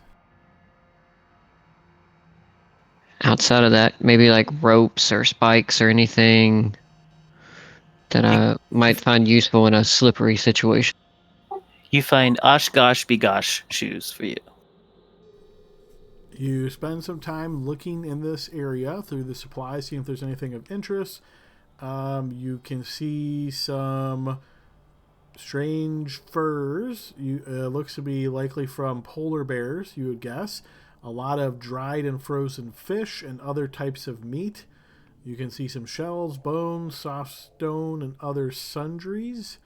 And you also can see a single steel gauntlet, a silver brooch, the brass hilt of a dueling knife, and a decorative belt buckle, but no crampons. Okay, can I gather up all of the loose items that you said there, Adam? If you want to throw them down in a chat for me so I can write them down. But also, Is this I want to anything take... that sounds like it might have some kind of value, or literally everything? No, the stuff at the end that sounded like it had value, like the brooch and the brass handle and the steel gauntlet and stuff Got like it. that. But Perfect. also the polar bear fur. Is it like, is the head and the claws still on it? No. So just a fur. Yeah, I'm gonna take it. I'll take that. Okay. Yep. And I'm gonna try to wrap it around my winter clothes, like a cloak-ish. It's quite large. So polar bears are, bigger than horses, really. So if you're trying to put this, I would say, based on your size, it's like you're swimming in it. Okay. So then let me just roll it up and put it like a blanket underneath my pack. That And works. later on, I'm gonna have someone tailor me a sweet polar bear cloak. Okay, so that's about, say, 5 minutes that you've spent looking through these supplies. There does seem to be some other supplies. Again, this is a very large room. You haven't looked through absolutely everything, but that's what you've found so far. There's a bunch of random stuff, but I metal wonder if stuff. this was stuff that was given to them for, like, we gave them. Maybe our stuff would come down here someday. That's what I was thinking.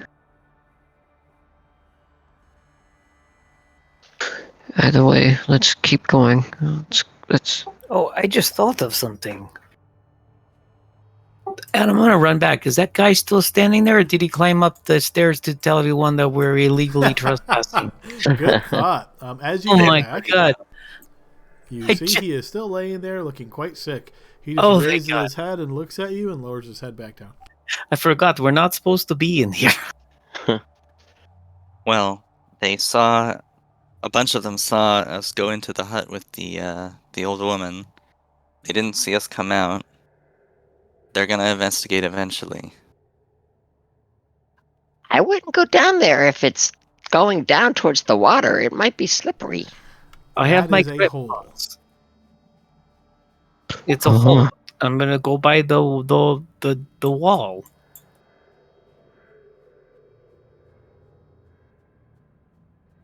Sheath my sword. Adam, as we get a little closer to the hole, does it look like As you get a little bit natural? closer to the hole, this chamber feels far colder than any area of the ice caves you've explored so far. The cold issues from a yawning pit in the floor that twists down into darkness, and above which a heavy iron hook is anchored in the ice of the ceiling. A 5-foot wide walkway extends around both sides of the pit, connecting this entrance to an exit across the room. Carved into the ice of the walls are images of white dragons in flight. This seems ominous. I feel like we should back off and see what else we can find. No, this is perfect. This is what we do become heroes. Yeah, I kind of agree with Gail. I mean, this What if- seems like the place where we're supposed to be. Maybe. What if there's more stuff up here to find before we dive down into the belly of the beast. We've barely been anywhere. There's a more corridor down here. I'm gonna Adam just get on the wall here so that pit doesn't TPK me. Okay, Gale, as you step to the bend in this area, you notice that the wall crumbles on your west side right towards you. I will need a dexterity saving throw. You're probably Oh, gonna want to boy. hero point this. Oh boy, let me see if I have. Oh, I do. Watch this. That's how you do it, Kurtu. Well, he can't roll that high. He only got 2 6s. What am I doing? Defensive? Dexterity saving throw. Oh, boo. Hope you have inspiration. Too. I have inspiration too, so let's see. I'm gonna roll it. I'll take it. All right, as the wall crumbles and starts pushing you towards the hole, you jump backwards out of the way of the crumbling wall and find yourself back here in a safe area as a bunch of the wall has essentially broken free.